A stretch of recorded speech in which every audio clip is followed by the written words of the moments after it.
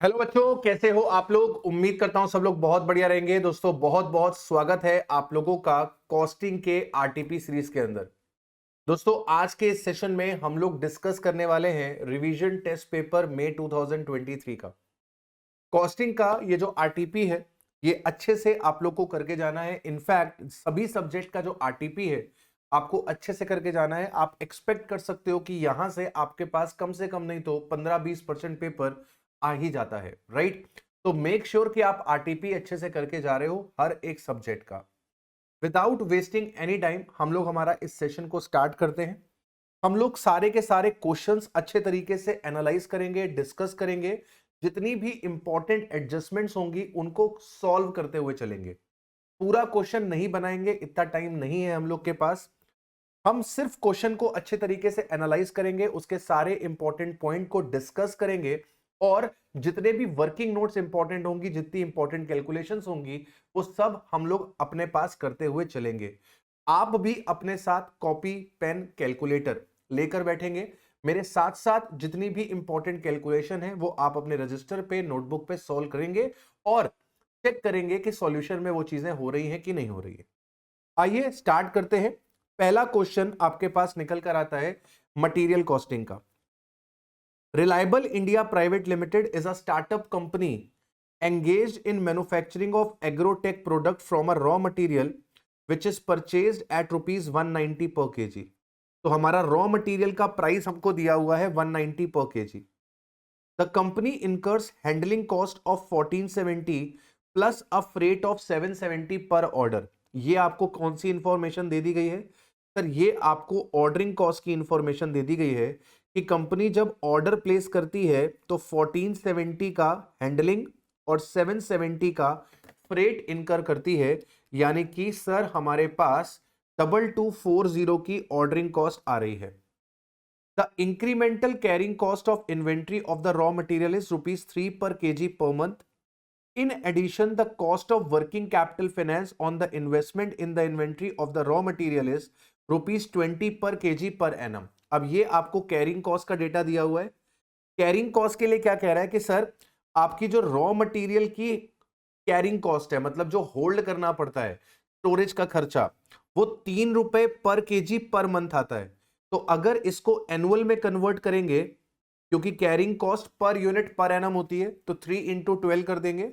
इसके अलावा working capital finance, जो पैसा इन्वेंट्री में ब्लॉक होता है, उस पैसे पे जो आपकी अपॉर्चुनिटी कॉस्ट आती है वो 20 rupees per KG per annum आती है। तो ये भी आपके लिए एक कैरिंग कॉस्ट का पार्ट है। कैरिंग कॉस्ट में स्टोरेज का खर्चा भी आ जाता है और जो पैसा आप इन्वेस्ट करते हो इन्वेंट्री में वो वर्किंग कैपिटल होती है। वर्किंग कैपिटल फाइनेंस पे जो खर्चा निकलता है, जो इंटरेस्ट आपको देना होता है, वो भी कैरिंग कॉस्ट का पार्ट हो जाता है। तो आपके पास 3 × 12 36, 36 प्लस 20 56 रुपीज की कैरिंग कॉस्ट आ जाएगी पर केजी पर एनम। पर KG per annum the annual production of the product is 1,50,000 unit. हम साल भर में 1,50,000 यूनिट्स ऑफ फिनिश गुड बनाते हैं and 3 units are obtained from 1 kg। 1 kg of raw material से हम 3 यूनिट्स बनाते हैं। तो 1,50,000 यूनिट्स बनाने के लिए हमें कितना रॉ मटेरियल लगेगा? तो ए हो जाएगा 1,50,000 डिवाइड बाय 3, यानी कि हमको 50,000 केजी का रॉ मटेरियल लगेगा। तो अब आपके पास ए आ चुका है, आपके पास ओ आ चुका है, आपके पास सी आ चुका है। पहली चीज क्वेश्चन ने आपसे इकोनॉमिक ऑर्डर क्वांटिटी मांगी है। सिंपली आप क्या करेंगे, 2AO 2 × 50,000। ओ आपके पास था यहां पे 2240 और सी आपके पास निकल कर आ रहा है यहां पे 56। इसको आप पुट कर देंगे, आपके पास आंसर निकल कर आ जाएगा 2 × 50,000 डिवाइडेड बाय 56 इंटू 2240 का अंडर रूट।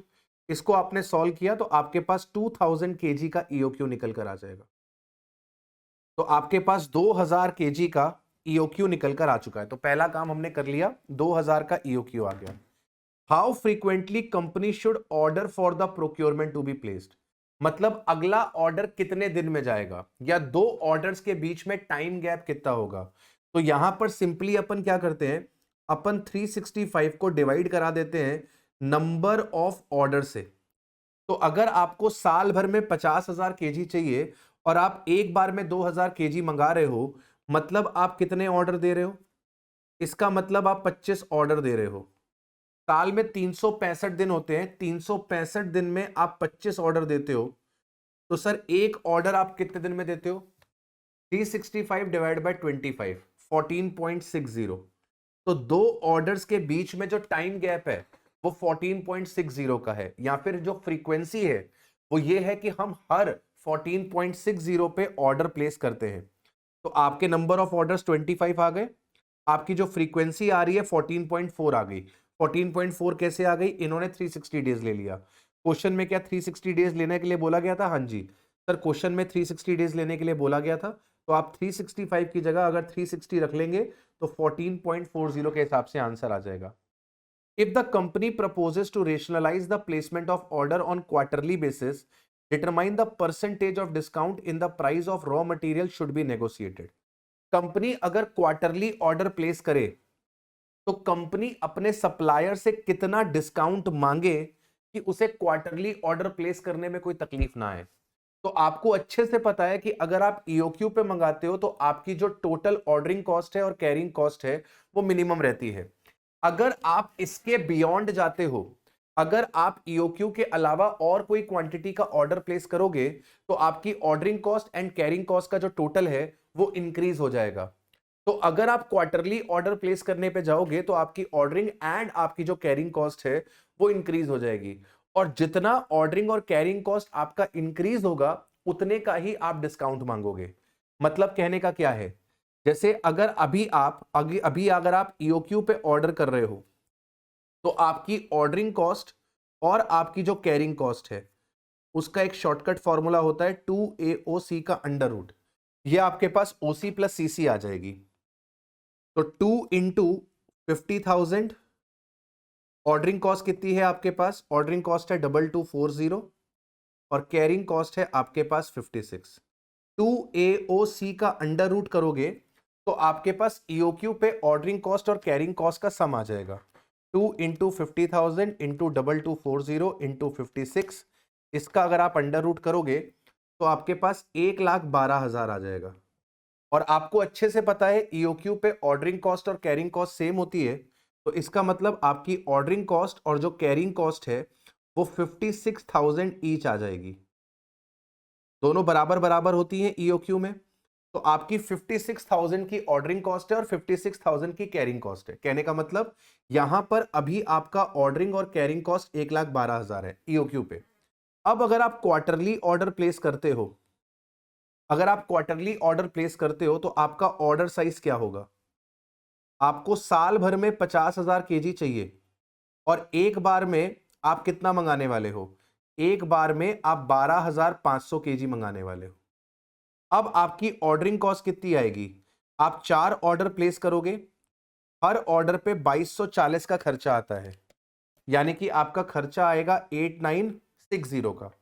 आपकी कैरिंग कॉस्ट कितनी आएगी? 1/2 into order size 12,500 into carrying cost per unit per annum 56, तो 12,500 का आधा इंटू 56, 3,50,000। आपका खर्चा कितना आ जाएगा? आपका खर्चा आएगा 8960 प्लस 350, आपका खर्चा आ जाएगा 358,960। अभी आपका जो ऑर्डरिंग कॉस्ट और कैरिंग कॉस्ट आ रहा है वो आ रहा है 1,12,000। अगर आप क्वार्टरली ऑर्डर पे चले जाओगे आपकी ऑर्डरिंग और कैरिंग कॉस्ट हो जाएगी 358,960। तो आप एक्स्ट्रा खर्चा कितना दे रहे हो? आप एक्स्ट्रा खर्चा कितना दे रहे हो?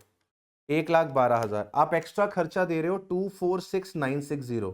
तो अगर आप क्वार्टरली ऑर्डर प्लेस करते हो तो इतना खर्चा बढ़ जाएगा, आप इतने का ही डिस्काउंट मांग लो अपने सप्लायर से तो आपका काम हो जाएगा। तो आपने क्या करना है, 246,960 का डिस्काउंट मांगना है।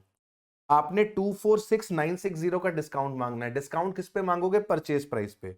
परचेज प्राइस कितना है आपका? परचेज प्राइस है 190 इंटू 50,000 केजी, तो 50,000 इंटू 190, 9,50,000 पे, सॉरी 95 लाख पे 50,000 केजी आपको चाहिए 190 रुपए के हिसाब से 95 लाख। इस 95 लाख पे आप 246960 का डिस्काउंट मांगोगे तो ये डिस्काउंट परसेंटेज जो निकल कर आएगी वो आएगी 2.60%। अगर आप 2.60% का डिस्काउंट मांगते हो और सप्लायर आपको 2.60% का डिस्काउंट दे देता है तो आप ब्रेक इवन पे आ जाओगे। आप चाहो तो 2000 मंगाओ, आप चाहो तो क्वार्टरली ऑर्डर प्लेस करो। मतलब इतने डिस्काउंट पे आपको क्वार्टरली ऑर्डर प्लेस करने में कोई तकलीफ निकल कर नहीं आएगी। ठीक है, इसके बाद अगला क्वेश्चन निकल कर आता है एम्प्लॉय कॉस्ट का। यहां पर इन्होंने जो दिया हुआ है वो लेबर टर्नओवर का क्वेश्चन दिया हुआ है। Following information are available from the cost records of BMR. Calculate करना है हमें labour turnover rate and labour flux rate. Number of employees beginning में आपको दिए हुए हैं 9400, number of employees year end में दिए हुए हैं 10600। एवरेज निकाल लेंगे, एवरेज निकालेंगे तो एवरेज हमारे पास आ जाएगा 10,000। एवरेज हमारे पास आ जाएगा 10,000, तो एवरेज नंबर ऑफ एम्प्लॉइज हो जाएंगे 10,000। ड्यूरिंग द ईयर हमारे 160 एम्प्लॉइज हमको छोड़कर गए हैं और 640 एम्प्लॉइज को हमने डिस्चार्ज कर दिया है। मतलब हमारे नंबर ऑफ एम्प्लॉइज सेपरेटेड कितने हो जाएंगे, 160 प्लस 640। सेपरेटेड में आ जाएंगे 160 प्लस 640 मतलब 800। 1500 एम्प्लॉइज को हमने रिक्रूट किया है ड्यूरिंग द ईयर, जिसमें से 400 एम्प्लॉइज हमने रिक्रूट किए हैं बिकॉज ऑफ एग्जिट, मतलब रिप्लेसमेंट हुआ है। आपका रिप्लेसमेंट हुआ है 400 एम्प्लॉइज का and the rest were recruited in accordance with the expansion plan.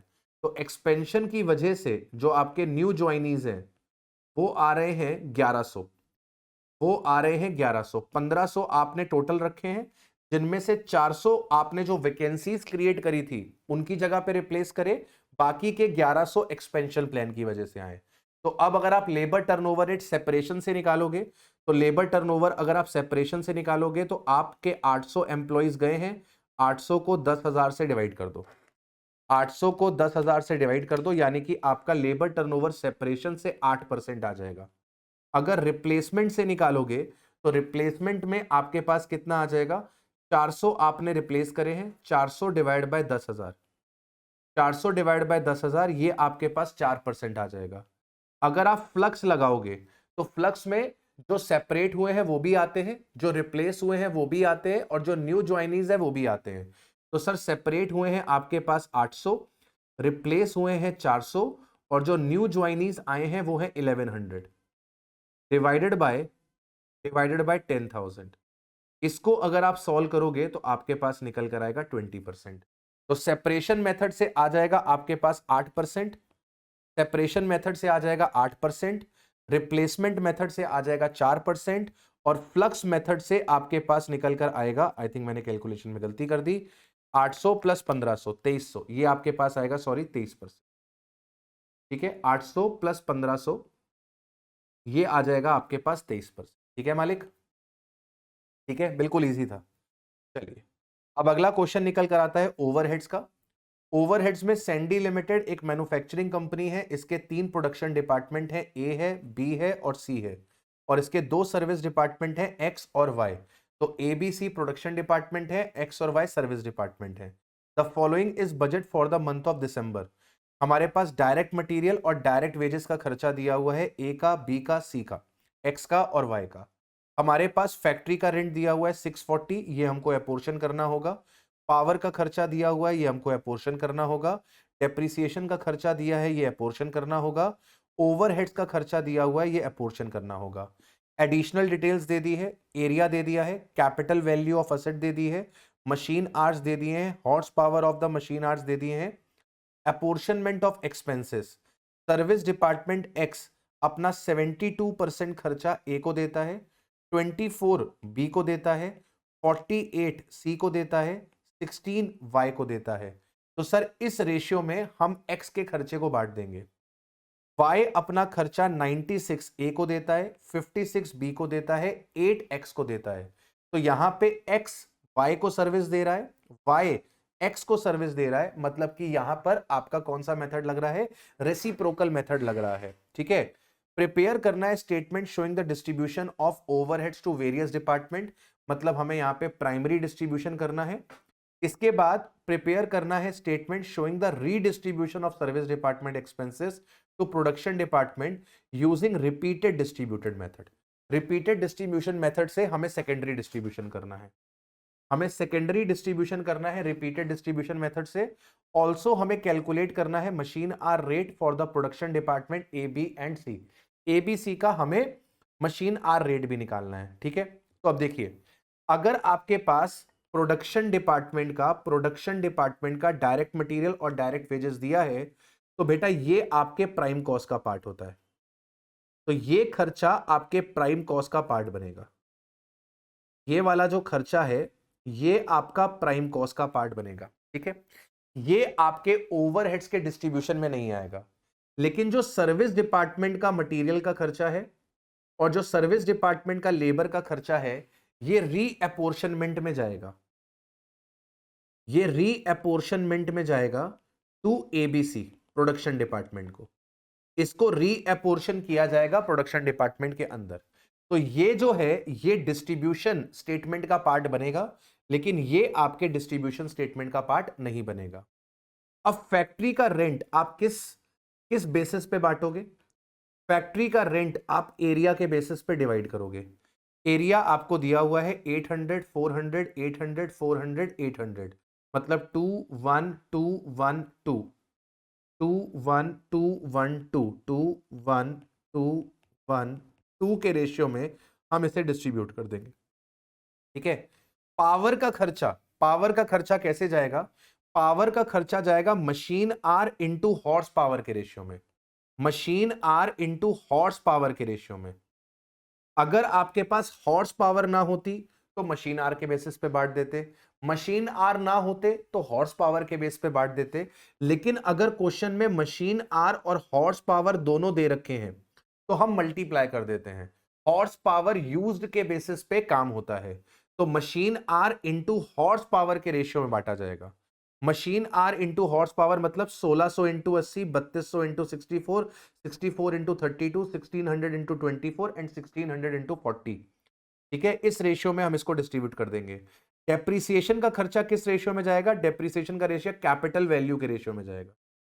Depreciation का खर्चा कैपिटल वैल्यू के बेसिस पे चला जाएगा।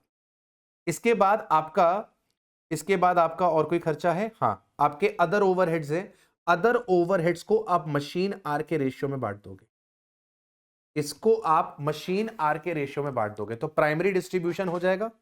प्राइमरी डिस्ट्रीब्यूशन में ये चीज नहीं आएगी, ये चीज प्राइमरी डिस्ट्रीब्यूशन का पार्ट बनेगी, और जो ये खर्चे हैं ये अपोर्शन हो जाएंगे। फैक्ट्री का खर्चा एरिया के बेसिस में, पावर का खर्चा machine hour into horse power के बेसिस पे, डेप्रिसिएशन का खर्चा कैपिटल वैल्यू के बेसिस पे, अदर ओवरहेड्स का खर्चा मशीन आर के बेसिस पे, ठीक है। तो ये देखिए ए में, बी में, सी में डायरेक्ट मटेरियल नहीं आया लेकिन एक्स और वाई में आया। ए में, बी में, सी में डायरेक्ट लेबर नहीं आई लेकिन एक्स और वाई में आई। फैक्ट्री का खर्चा एरिया के बेसिस पे चला गया, पावर का खर्चा horse power into machine hour के बेसिस पे चला गया, डेप्रिसिएशन का खर्चा कैपिटल वैल्यू के बेसिस पे चला गया, अदर ओवरहेड्स का खर्चा मशीन आर के बेसिस पे चला गया। ये हमने मालिक क्या कर दिया? ये हमने प्राइमरी डिस्ट्रीब्यूशन कर दी। प्राइमरी डिस्ट्रीब्यूशन होकर हमारे पास प्रोडक्शन डिपार्टमेंट का और सर्विस डिपार्टमेंट का खर्चा निकल कर आ चुका है। अब हम क्या करेंगे? सर्विस डिपार्टमेंट के खर्चों को हम रिपीटेड डिस्ट्रीब्यूशन मेथड से क्या करेंगे? डिस्ट्रीब्यूट करके खत्म करने की कोशिश करेंगे, ठीक है। अब यहां पर आपका जो एक्स डिपार्टमेंट है उसका खर्चा किस रेशियो में जाने वाला है? 72:24:48:16, 72:24:48:16 के रेशियो में जाने वाला है। और वाई अपना खर्चा प्रोडक्शन डिपार्टमेंट सी को नहीं देता, वाई अपना खर्चा प्रोडक्शन डिपार्टमेंट सी को नहीं देता, वो ए, बी और एक्स में डिवाइड हो जाएगा 96:56:8 के रेशियो में। और ये हम कब तक करेंगे? जब तक डिस्ट्रीब्यूट करते रहेंगे, जब तक सर्विस डिपार्टमेंट की फिगर्स नेग्लिजिबल नहीं हो जाती। तो ये आपके पास स्थिति आ गई है प्राइमरी डिस्ट्रीब्यूशन के बाद। अब आप सेकेंडरी डिस्ट्रीब्यूशन में जाएंगे। ये हम क्या करने जा रहे हैं? ये हम सेकेंडरी डिस्ट्रीब्यूशन करने जा रहे हैं। सेकेंडरी डिस्ट्रीब्यूशन किस रेशियो में होगा? Secondary distribution repeated distribution method से हमको करना है, और तब तक करते रहना है जब तक आपका ये सर्विस डिपार्टमेंट का जो अमाउंट है वो नेग्लिजिबल नहीं हो जाता। जनरली 3 साइकिल्स चलती हैं। 3 साइकिल्स में काम होता है, मतलब पहले एक्स और वाई का डिस्ट्रीब्यूट होगा, फिर एक्स और वाई का डिस्ट्रीब्यूट होगा, और फिर एक्स और वाई का डिस्ट्रीब्यूट होगा। जनरली 3 साइकिल तक काम करते हैं। तो सबसे पहले हमने क्या किया, सबसे पहले जो प्राइमरी डिस्ट्रीब्यूशन के बाद फिगर्स आ रही थी वो हमने नोट कर ली। ये फिगर्स आपने पहले स्टेटमेंट से निकाली है। तो पहले स्टेटमेंट से जो फिगर्स आ रही थी वो हमने नोट कर ली। अब हम सर्विस डिपार्टमेंट एक्स को खाली करेंगे। सर्विस डिपार्टमेंट एक्स को हमने खाली किया 760 को, और हमने इसको डिस्ट्रीब्यूट कर दिया 72, 24, 48 और 16 के रेशियो में। जब इसको डिस्ट्रीब्यूट किया तो सर इधर 76 आ गया। y के पास अपना 856 पहले से था, 856 प्लस 76 932 हमने y से खाली किया। 932 जब हमने y से खाली किया तो रेशियो यूज किया 96:56:8। x जो कि खाली हो चुका था उसके पास फिर से फिगर आ गई 46,600 की। हमने ये 46,600 को खाली किया किस रेशियो में, 72, 48 और 16 के रेशियो में। y जो कि खाली हो चुका था, y के पास वैल्यू आ गई 4660, फिर हमने y को खाली किया किस रेशियो में, 96:56:8 के रेशियो में। तो देखिए 2 साइकिल चल चुकी है। ये साइकिल 1 में x और y पहली बार डिस्ट्रीब्यूट हो गए। फिर चली साइकिल 2 के अंदर x और y दोबारा डिस्ट्रीब्यूट हो गए। अब हमने 4660 को जब डिस्ट्रीब्यूट किया तो वापस से x में फिगर आ गई। 233 हमने x से हटाया और हमने इसको डिस्ट्रीब्यूट किया 72, 24, 48, 16 के रेशियो में। अब देखिए फिर से y में वैल्यू आ गई। अब ध्यान से देखना है, अब ये तीसरी साइकिल है। अब y अपना खर्चा x को नहीं देगा। अब y अपना खर्चा x को नहीं देगा, y अपना खर्चा केवल a और b को दे देगा 96:56 के रेशियो में। तो ये जो 23 है ये 96:56 के रेशियो में चला जाएगा। यहां पर देखिए x और y के पास खत्म हो जाएगा मामला, x के पास कोई फिगर नहीं आएगी। 23 यहां से माइनस हुआ और ये अमाउंट डिस्ट्रीब्यूट हो जाएगी सिर्फ x a और b में। a और b में x के पास यहां पर कुछ भी निकलकर नहीं आएगा। अब आपके सर्विस डिपार्टमेंट्स खाली हो चुके हैं, आपके प्रोडक्शन डिपार्टमेंट्स में फिगर आ रही है। इनको मशीन आर से डिवाइड करवा दो, आपके पास मशीन आर रेट निकलकर आ जाएगा। बिल्कुल सिंपल है, लेंदी है लेकिन सिंपल है, इसमें कोई भी कठिनाई आपके पास निकलकर नहीं आएगी। ठीक है, चलिए अब बढ़ते हैं अगले क्वेश्चन पे। Question number 4, ABC costing. Question number 4, ABC costing. Hygiene care limited is a manufacturer of a range of goods. Hygiene care manufacturer है रेंज ऑफ गुड्स के। The cost structure of its different product is as follows. इनका cost structure दिया हुआ है different products का। Hand wash का detail दिया हुआ है, डिटर्जेंट पाउडर का डिटेल दिया हुआ है, डिश वॉशर का डिटेल दिया हुआ है। हैंड वॉश का डिटेल दिया हुआ है, डिटर्जेंट पाउडर का डिटेल दिया हुआ है, डिश वॉशर का डिटेल दिया हुआ है।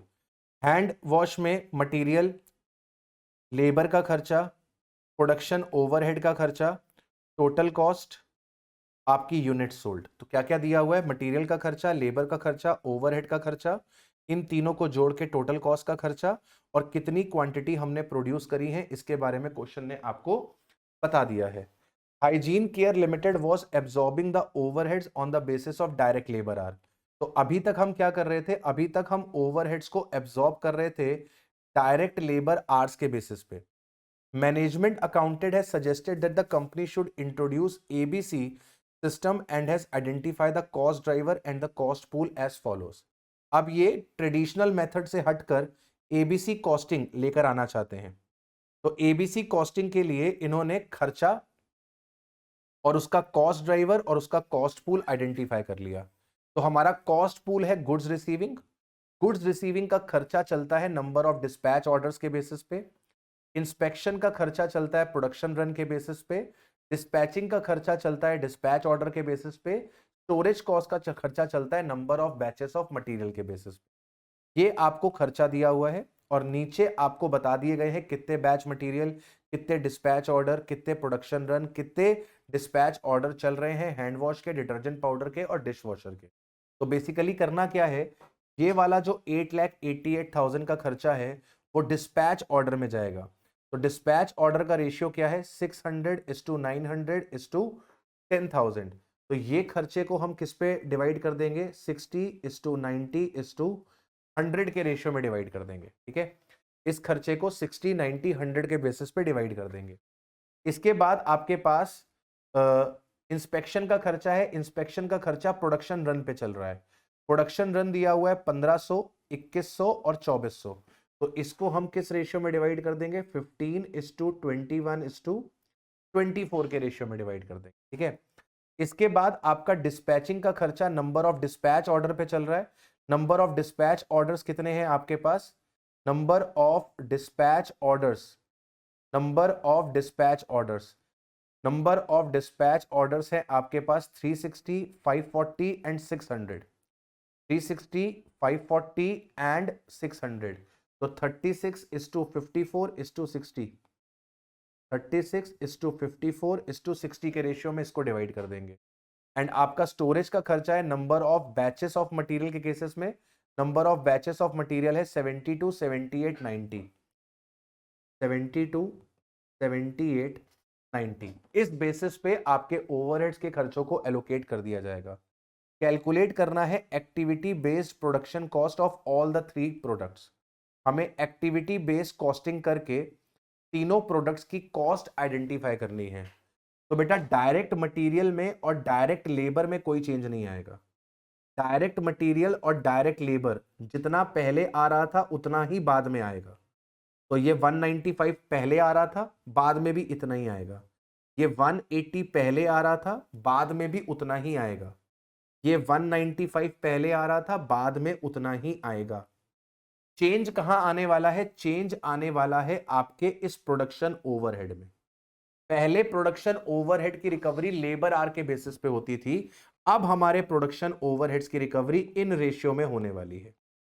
अब हमारी रिकवरी इन रेशियो में होने वाली है। तो मैं जल्दी से क्या करता हूं? मैं जल्दी से hand wash, detergent powder, hand wash, detergent powder और डिश वॉशर, मैं आपकी ओवरहेड कॉस्ट पर यूनिट निकाल लेता हूं।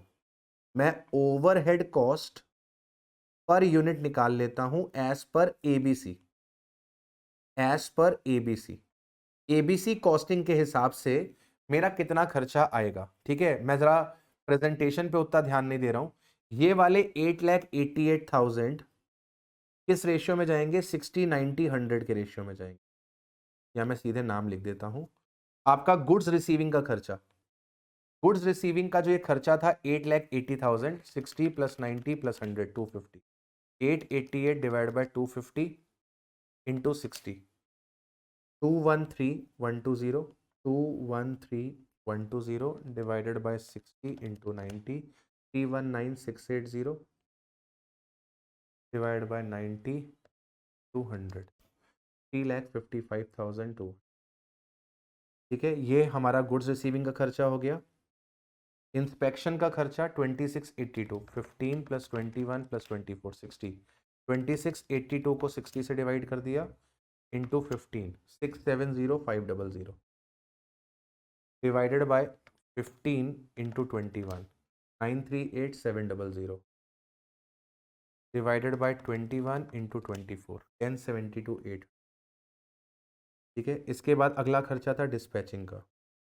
डिस्पैचिंग का खर्चा 630, 36 + 54 + 60, 150। 630 divide by 150, 4200 into 36, 151,200 divide by 36 into 54, 226,800 divided by 54 into 60, 252, 252 dispatch तक का आ गया। ठीक है, डिस्पैच के बाद स्टोरेज का खर्चा। स्टोरेज का खर्चा 72 + 78 + 90, 240, 36 लाख डिवाइड बाय 240 इंटू 72, 10,80,000। ठीक है, divide by 72 into 78, 11,70,000 divided by 78 into 90, 13,50,000। हमने ये सारे खर्चों को एबीसी के बेसिस पे अपोर्शन कर दिया। हमने ये सारे खर्चों को एबीसी के बेसिस पे अपोर्शन कर दिया। दिस इज हमारा production overhead. This is what? This is our total production overhead. ये हमारे पास टोटल प्रोडक्शन ओवरहेड निकल कर आ जाएगा। 213,120, 670,500, 15,151,200 and 10 lakh 8 2114,820 2114 319,680,938,700 226,800 and 11,7 26,55,180 355 200 plus 1072 800 plus 252 plus 1350 30 lakh 30,000 30 lakh 30,000 plus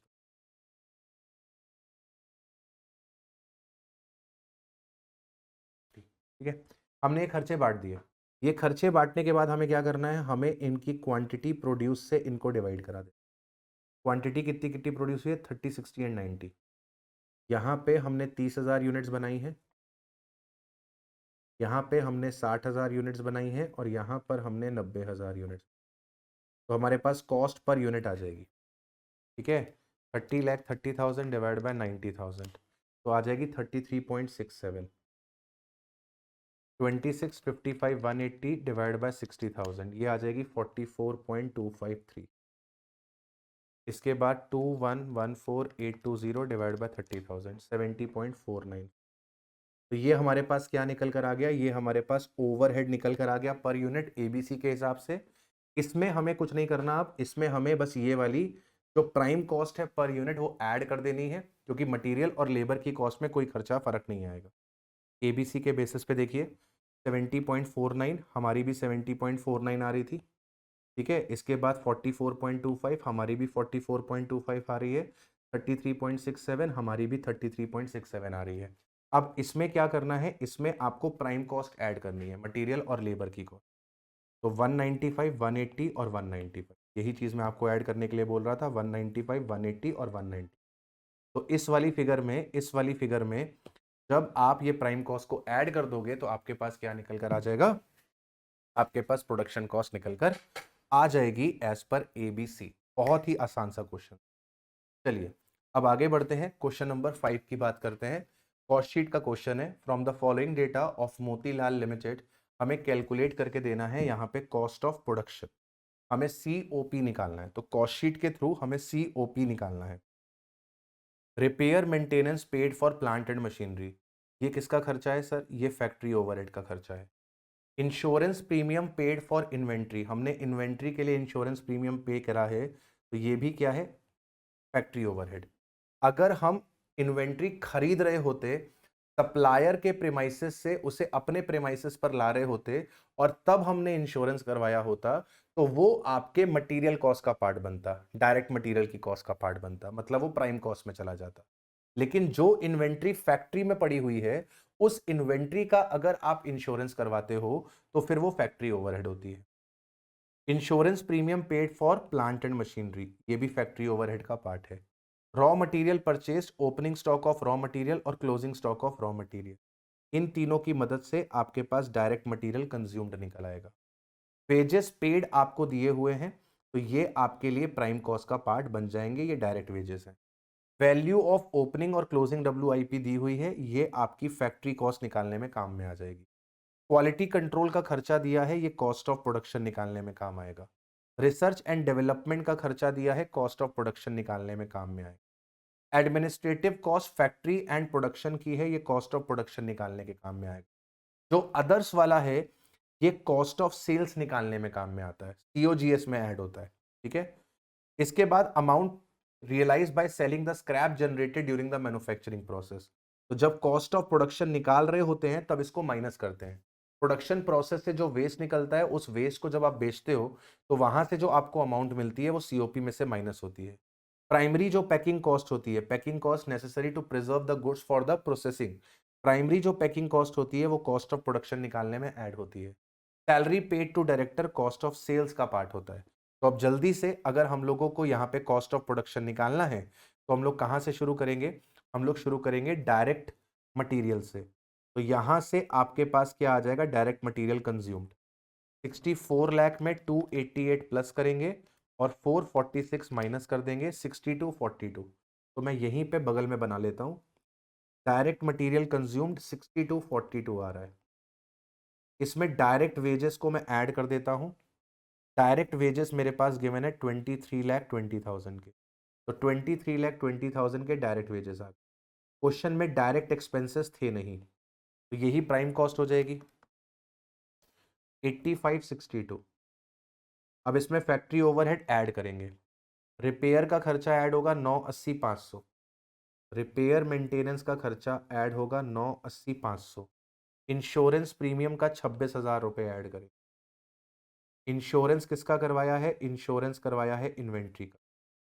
फिर आपने इंश्योरेंस करवाया है प्लांट एंड मशीनरी का 96,000 रुपीज, ये 96,000 को भी हम ऐड कर दें। इसके बाद इसमें हम ओपनिंग WIP को प्लस करेंगे। ओपनिंग WIP को इसमें हम प्लस करेंगे 4,06,000, और क्लोजिंग WIP को हम यहाँ पर माइनस कर देंगे 6,02,100। तो हमारे पास क्या निकल कर आ जाएगा? हमारे पास क्या निकल कर आ जाएगा? हमारे पास फैक्ट्री कॉस्ट निकल कर आ जाएगी।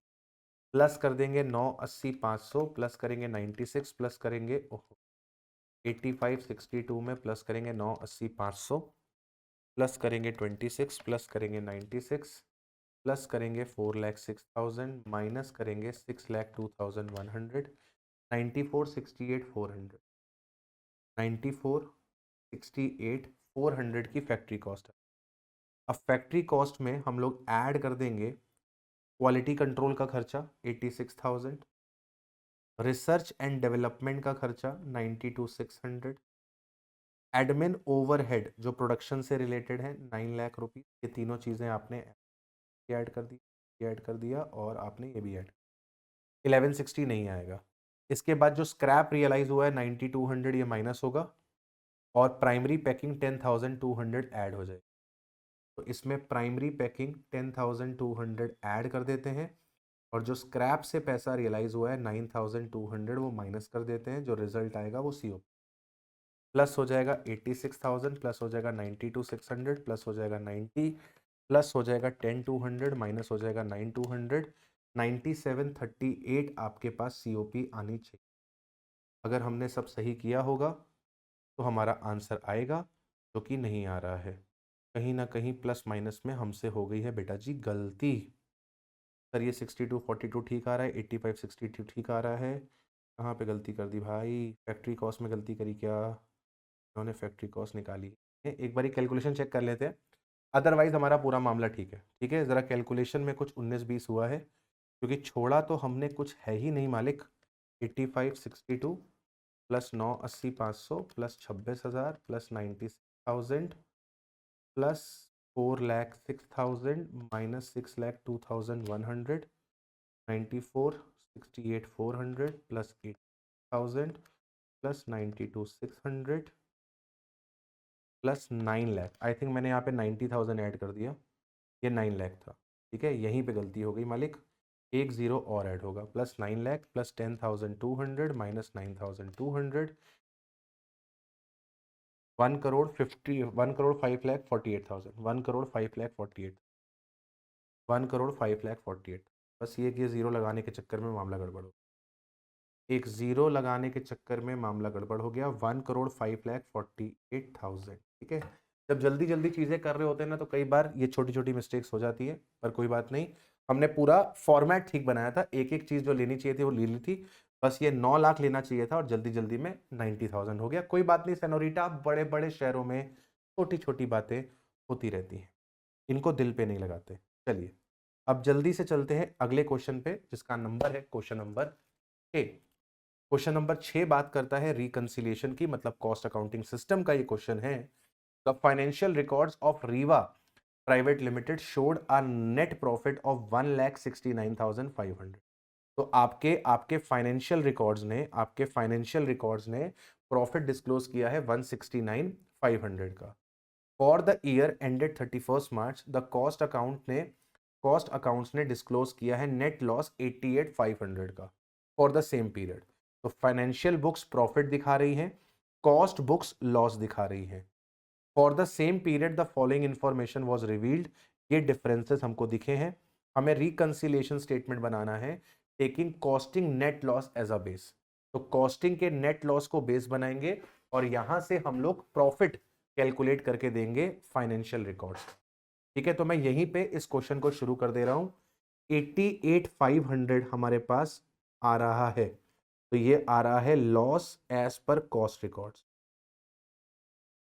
Lost as per cost records. अब जो चीज प्लस करनी होगी उसके आगे मैं प्लस का साइन लगा दूंगा, जो चीज माइनस करनी होगी उसके आगे मैं माइनस का साइन लगा। एडमिनिस्ट्रेटिव ओवरहेड अंडर रिकवर, देखो रिकवरी होती है कॉस्ट रिकॉर्ड्स में, अंडर या ओवर रिकवरी कॉस्ट रिकॉर्ड्स में होती है, फाइनेंशियल रिकॉर्ड्स में एक्चुअल खर्चा दिखाया जाता है। अब ध्यान से देखो कि अगर हमने एडमिनिस्ट्रेटिव ओवरहेड्स को अंडर रिकवर किया है, मतलब हमने कॉस्ट में खर्चा कम दिखाया हुआ है जबकि खर्चा ज्यादा है, तो अगर हमें सही प्रॉफिट निकालना है फाइनेंस का, तो फाइनेंस ने खर्चा ज्यादा दिखाया हुआ है, हमने खर्चा कम दिखाया हुआ है, फाइनेंस ने खर्चा ज्यादा दिखाया हुआ है, हमने खर्चा कम दिखाया हुआ है, तो हमें इस 63,750 को क्या करना पड़ेगा, हमें इस 63,750 को माइनस करना पड़ेगा। तो ये 63,750 को क्या कर दिया जाएगा, माइनस कर दिया जाएगा। Factory overheads over recover, over recover का मतलब आपने खर्चा ज्यादा रिकॉर्ड कर लिया है जबकि खर्चा कम है। तो अगर आप खर्चा ज्यादा रिकॉर्ड कर लेते हो तो आपके प्रॉफिट्स कम हो जाते हैं, खर्चा अगर आप ज्यादा रिकॉर्ड कर लेते हो तो आपके प्रॉफिट्स कम हो जाते हैं। तो खर्चा रिकॉर्ड ज्यादा कर लिया, रिकवरी हमने ज्यादा कर ली, मतलब हमने हमारा खर्चा ज्यादा दिखा दिया। और जब आप ओवर रिकवरी करते हो तो प्रॉफिट क्या हो जाता है, ओवर रिकवरी करते हो तो प्रॉफिट क्या हो जाता है, ओवर रिकवरी करने से प्रॉफिट कम हो जाता है। इसको ठीक करना है, इसको ठीक करना है तो इसे क्या करना पड़ेगा, प्लस करना पड़ेगा। तो 3,37,500 को अपन क्या करेंगे, प्लस करेंगे। ठीक है मालिक।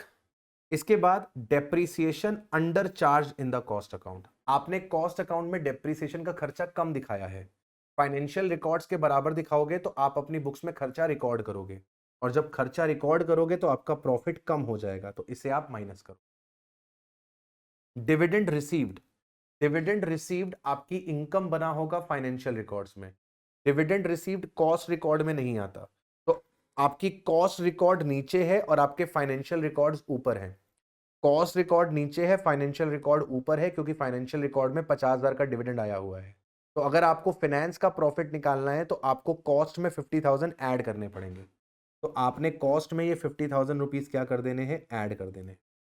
Loss due to obsolescence charge in the financial accounts, financial accounts में ऑब्सोलेंस का लॉस रिकॉर्ड करा हुआ है, तो फाइनेंशियल रिकॉर्ड्स में 42,000 का खर्चा आ रहा है, फाइनेंशियल रिकॉर्ड्स में 42,000 का खर्चा आ रहा है, फाइनेंशियल रिकॉर्ड्स नीचे चल रहे हैं, आपके कॉस्ट रिकॉर्ड्स ऊपर चल रहे हैं, इनको फाइनेंस के बराबर लेकर आना है तो माइनस करना पड़ेगा। तो 42,000 को आप क्या करोगे, माइनस करोगे, 42,000 को आप क्या करोगे, माइनस करोगे। इनकम टैक्स का खर्चा, इनकम टैक्स का खर्चा फाइनेंस में आता है, तो फाइनेंस ने इनकम टैक्स का खर्चा दिखाया हुआ है, कॉस्ट ने नहीं दिखाया हुआ है, तो कॉस्ट में भी इसका खर्चा रिकॉर्ड कर लेंगे, कॉस्ट में भी इसका खर्चा रिकॉर्ड कर लेंगे, 1,09,000।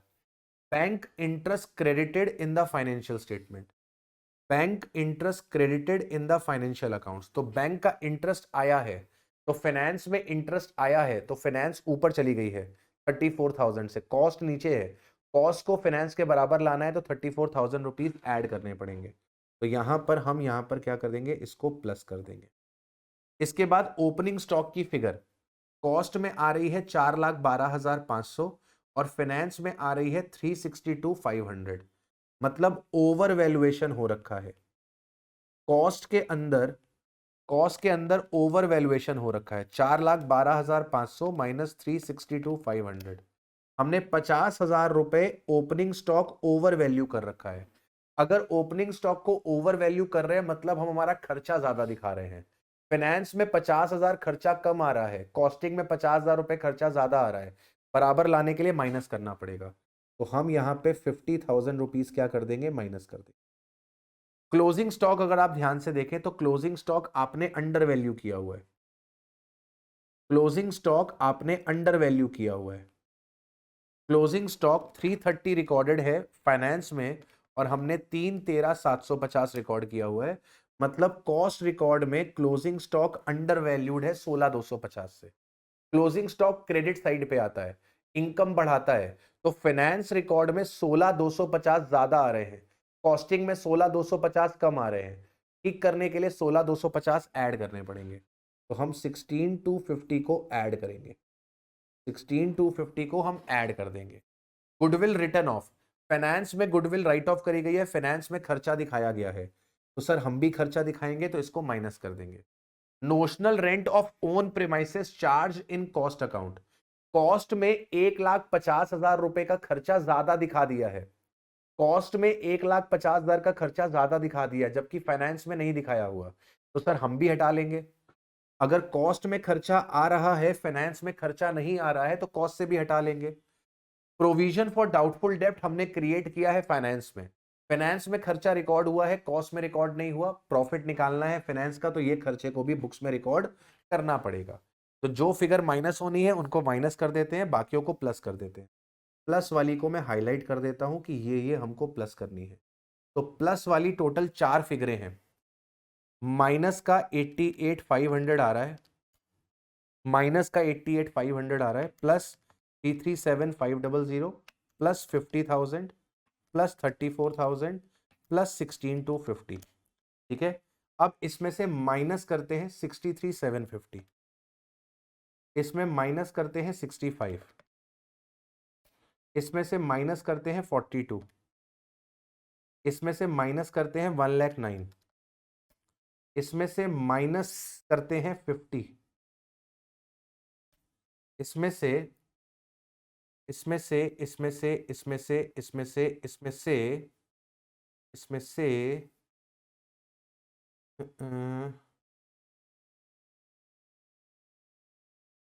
ये 150 माइनस नहीं होगा बेटा, ये 150 भी प्लस होगा, ये 150 प्लस होगा। ठीक है, ये गलती से माइनस लिखा हुआ है, ये प्लस होगा। ठीक है, इसमें से 62,500 माइनस होगा, इसमें से 37,500 माइनस होगा और 150 यहाँ पर प्लस हो जाएगा। इसको आप करोगे सॉल्व तो आपके पास आंसर निकल कर आ जाएगा।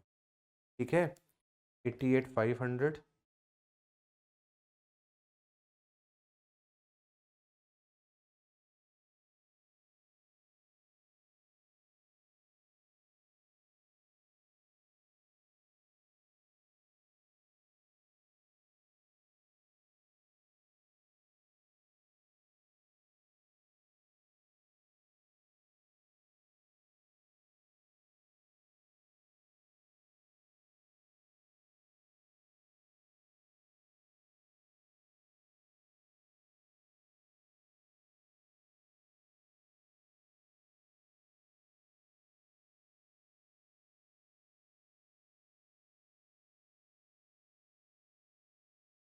ठीक है बेटा,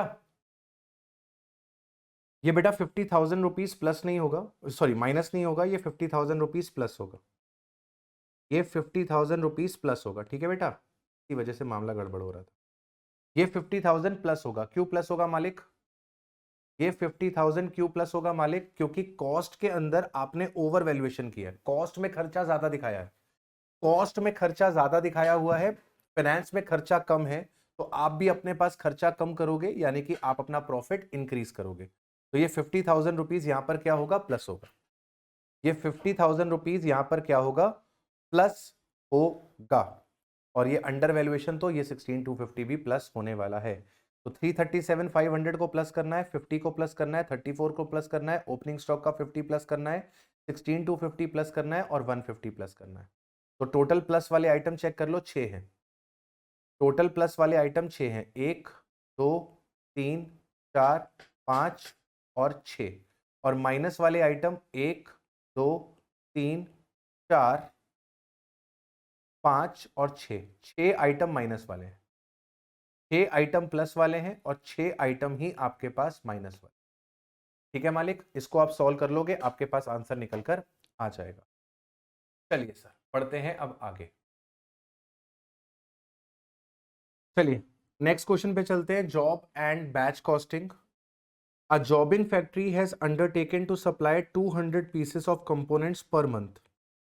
200 piece of components per month supply करने का हम लोगों ने कॉन्ट्रैक्ट लिया है for the next 6 months. Each month a batch order is opened against which material and labors are booked at actual. तो मटेरियल और लेबर का खर्चा एक्चुअल बेसिस पे बुक्ड होता है, जबकि ओवरहेड्स को हम लोग रिकवर करते हैं लेबर आवर्स के बेसिस पे। जितने लेबर आवर्स काम होंगे उतने घंटे के हिसाब से हम ओवरहेड्स की रिकवरी करेंगे। सेलिंग प्राइस यहां पर जो फिक्स करा गया है वो फिक्स करा गया है 80 rupees per piece. Selling price जो यहां पर फिक्स किया गया है वो फिक्स किया गया है ₹80 per piece. From the following data compute the cost and profit per piece of each batch order. हर एक बैच ऑर्डर का कॉस्ट एंड प्रॉफिट निकालना है पर पीस। हर एक बैच ऑर्डर का आपको कॉस्ट निकालना है, प्रॉफिट निकालना है पर पीस, और आपको ओवरऑल पोजीशन बतानी है 1200 पीसेस। तो आपके 6 बैचेस का डेटा दे दिया गया, जनवरी का, फरवरी का, मार्च का, अप्रैल का, मई का और जून का। जनवरी में हमने 210 पीस बनाए थे, फरवरी में 200, मार्च में 220, अप्रैल में 180, मई में 200 और जून में 220। मटेरियल का खर्चा और वेजेस का खर्चा एक्चुअल बेसिस पे बुक हो जाएगा, तो ये जो दिया हुआ है वही आ जाएगा। जितने लेबर आर काम हुए हैं उतने लेबर आर के बेसिस पे ओवरहेड की यहां पे रिकवरी होगी।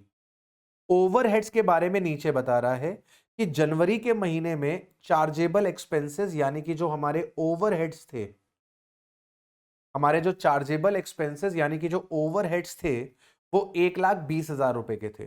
तो 1,20,000 को 4800 आर से डिवाइड कर दो, आपके पास 25 रुपीज पर आर निकल कर आ जाएगा।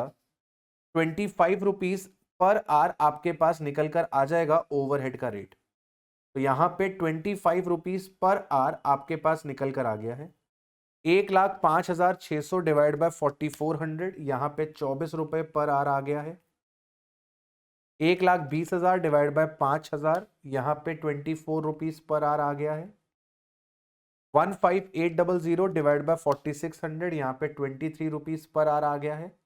तो हर महीने के ओवरहेड्स को डिवाइड करा दो लेबर आर से, आपके पास रिकवरी रेट आ जाएगा। 1,30,000 डिवाइड बाय 5,000, आपके पास 26 रुपए का रिकवरी रेट आ गया है। तो हर महीने का रिकवरी रेट अलग आ रहा है। 1,20,000 इंटू 1,20,000 डिवाइड बाय 4800, 25 रुपए प्रति घंटा आ गया। तो हमने हर महीने का रिकवरी रेट निकाल लिया है कि भाई इतने ओवरहेड्स थे इतने घंटे के, तो हर घंटे का रेट हमारे पास निकल कर आ गया है। अब हमने जितने घंटे काम किया है उतने घंटे के हिसाब से रिकवरी कर लेंगे। तो 240 into 25, 280 into 24, 280 into 24, 270 into 23, 300 into 26 and 320 into 25। 25, 24, 24, 23, 26, 25। ये हमने ओवरहेड्स निकाल लिए कि कितने ओवरहेड्स हमारे पास आएंगे इन बैचेस के अंदर। पहले हमने क्या किया, पहले हमें मटेरियल का खर्चा, वेजेस का खर्चा एक्चुअल बेसिस पे गिवन था। हमें ओवरहेड बैचेस पे चार्ज करने थे।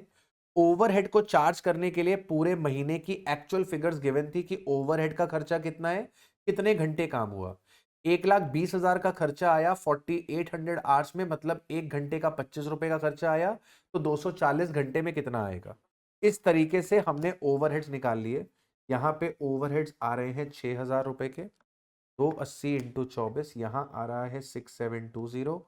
280 इंटू 24, यहाँ पे आ रहा है 6720। 270 इंटू 23, यहाँ आ रहा है 6210। 300 इंटू 26, यहाँ आ रहा है 800। 320 इंटू 25, यहाँ पर आ रहा है आपका 8,000। ये हमने क्या रिकवर कर लिए, ये हमने रिकवर कर लिए ओवरहेड्स।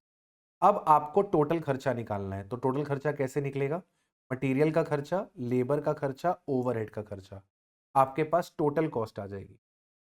आपके पास टोटल कॉस्ट निकल कर आ जाएगी 6500 प्लस 1200 प्लस 6,000, 13,700। 13,700, ठीक है। अब अगर पर यूनिट कॉस्ट निकालनी है, आपको पर यूनिट कॉस्ट निकालनी है, तो 13,700 को 210 से डिवाइड कर दो। 13,700 डिवाइड बाय 210, पर यूनिट आपकी कॉस्ट आ रही है, पर यूनिट आपकी कॉस्ट आ रही है 65.23, ठीक है। इस तरीके से कैलकुलेशन हो जाएगी, इस तरीके से कैलकुलेशन हो जाएगी। आइए देखिए, मैं आपको डायरेक्टली इसी में दिखाता हूं ताकि आपको मेरी चीज अच्छी तरीके से समझ में आ जाए, ठीक है।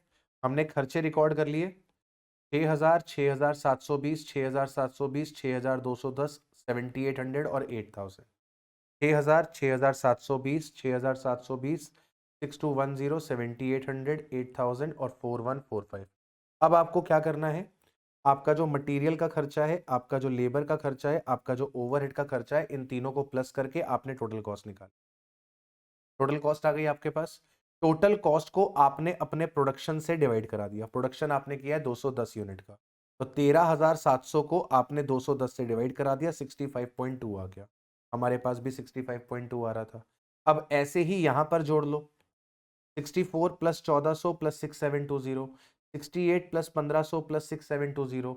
आपने क्या करना है, मटेरियल, वेजेस, ओवरहेड के खर्चे को जोड़ते जाना है और इनसे डिवाइड करते जाना है, आपके पास पर यूनिट कॉस्ट निकलती जाएगी। सेलिंग प्राइस आपके पास 80 रुपीज का फिक्स है, सेलिंग प्राइस आपके पास 80 रुपीज का फिक्स है, ठीक है। तो ये आपके पास 80 रुपीज में से माइनस हो गया, 80 minus 65.2 14.8, 80 minus 72.6 7.4, 80 minus 6.83 11.7, 80 minus 77.3 2.7, 80 minus 81.5 minus का 1.5, 80 माइनस 76.4 3.6, 80 माइनस 73.6 6.6। ये हमारा टोटल आ गया, ठीक है, टोटल आ गया। अब आपकी जो एवरेज कॉस्ट आ रही है, एवरेज कॉस्ट एक यूनिट को बनाने की 73.4 आ रही है। तो आपने 200 यूनिट्स का ऑर्डर लिया था 6 महीने के लिए, तो टोटल आपने 1200 पीसेस सप्लाई करे थे। 200 यूनिट आपको हर महीने सप्लाई करनी थी, तो 6 महीने में आपने 1200 पीस सप्लाई किए थे। हर पीस को आपने 80 रुपीस में बेचा था। 1200 इंटू 80, 96,000 आ गया। 96,000 में से आपकी जो कॉस्ट है वो माइनस हो जाएगी। एवरेज कॉस्ट एक यूनिट की आ रही है 73.4, तो 1200 का मल्टीप्लाई 73.4 से कर दिया, आपके पास कॉस्ट आ गई। सर आपने सेल्स में से कॉस्ट को माइनस कर देना है, आपके पास प्रॉफिट निकल कर आ जाता। सेल्स में से आपने कॉस्ट को माइनस कर देना है, आपके पास प्रॉफिट निकल कर आ जाना है, राइट। चलिए नेक्स्ट क्वेश्चन पे चलते हैं, question number 8। Question number 8 contract costing की बात कर रहा है। क्वेश्चन नंबर 8 कॉन्ट्रैक्ट कॉस्टिंग की बात कर रहा है। कॉन्ट्रैक्ट कॉस्टिंग में क्या कह रहा है, XYZ LLP contractor and civil engineer are building a new wing to a school. The quoted fixed price for the contract is 30 lakh. तो हमारा जो कॉन्ट्रैक्ट का प्राइस है वो 30 लाख रुपए का है। वर्क कमेंस्ड ऑन 1 Jan, 1 जनवरी को काम शुरू हुआ है, and is expected to completed by 30th June. Data relating to the contract ended on data related to the contract at the year ended 31st March is as follows. तो 31st मार्च का data आपको दिया जा रहा है। 1 जनवरी को contract शुरू हुआ था और आपको 31st मार्च का डेटा दिया जा रहा है, ठीक है। प्लांट जो आपने साइट पे भेजा वो 2,40,000 रुपए का था। Hire of the plant and equipment, ये आपके कॉन्ट्रैक्ट अकाउंट में डेबिट कर दिया जाएगा। Material sent to site, contract account में डेबिट कर दिया जाएगा। Material return from site, contract account में क्रेडिट कर दिया जाएगा। डायरेक्ट वेजेस पेड, डेबिट कर दिया जाएगा। वेजेस रिलेटेड कॉस्ट, कॉन्ट्रैक्ट में डेबिट कर दिया जाएगा। डायरेक्ट एक्सपेंसेस इनकर्ड, डेबिट कर दिया जाएगा। सुपरवाइजरी स्टाफ सैलरी, डायरेक्ट और इनडायरेक्ट, ये आपका डेबिट कर दिया जाएगा to contract account. Regional office के खर्चे डेबिट कर दिए जाएंगे। हेड ऑफिस के खर्चे जो कि अपोर्शन हुए हैं डेबिट कर दिए जाएंगे। सर्वेयर की फीस डेबिट कर दी जाएगी, ये सारे खर्चे डेबिट हो जाएंगे। Progress payment receive from the school, ये बेसिकली आपका कैश रिसीव्ड है, तो कैश रिसीव्ड कॉन्ट्रैक्ट में नहीं जाता। Additional information, plant is to be depreciated at the rate of 25% per annum following the straight line method with no residual value. 25% के हिसाब से आपको इसे डेप्रिशिएट करना है, कोई भी रेसिडुअल वैल्यू नहीं है। आपके पास प्लांट कितने का था, 240 का था, तो 240 का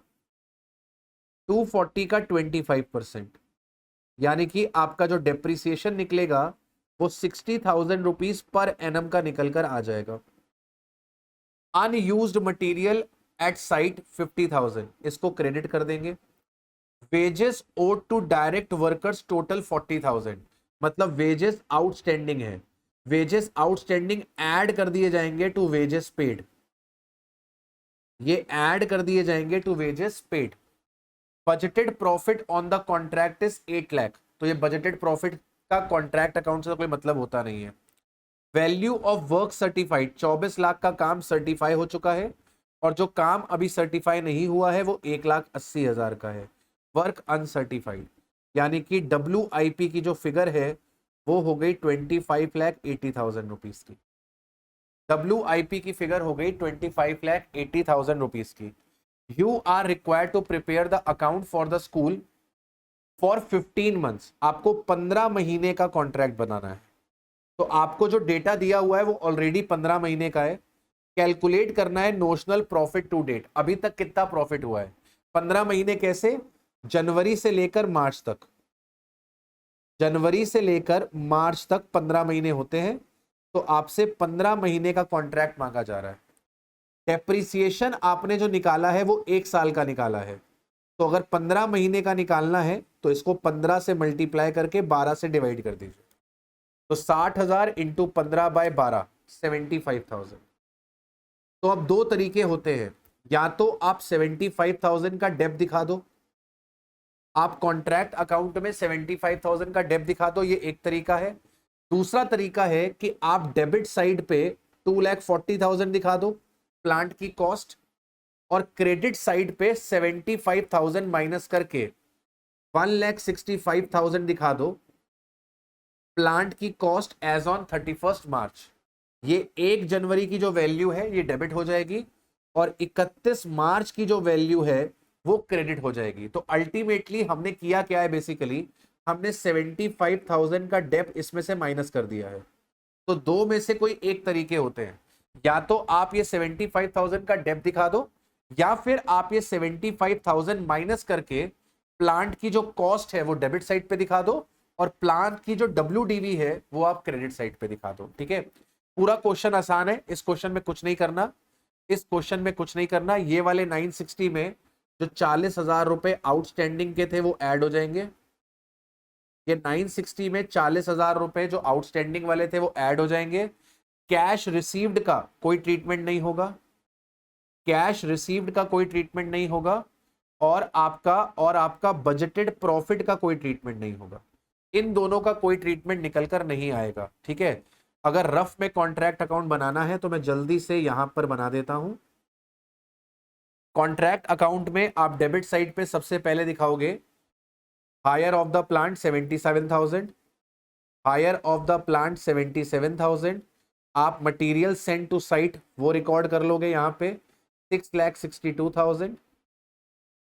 जो मटेरियल आपने रिटर्न किया है उसे आप क्रेडिट साइड पे रिकॉर्ड कर लोगे 47,000। वेजेस पे 9,60,000 प्लस 40,000, 10 लाख रुपए के वेजेस रिकॉर्ड कर लोगे। वेज रिलेटेड कॉस्ट 1,32,000 ये आ जाएगी। डायरेक्ट एक्सपेंसेस में आपके पास 34,000 रुपीज निकल कर आ जाएगा। इसके बाद सुपरवाइजर की जो सैलरी थी 90 और 20 1,10,000 वो आ जाएगा। सुपरवाइजर के 1,10,000 आ जाएंगे।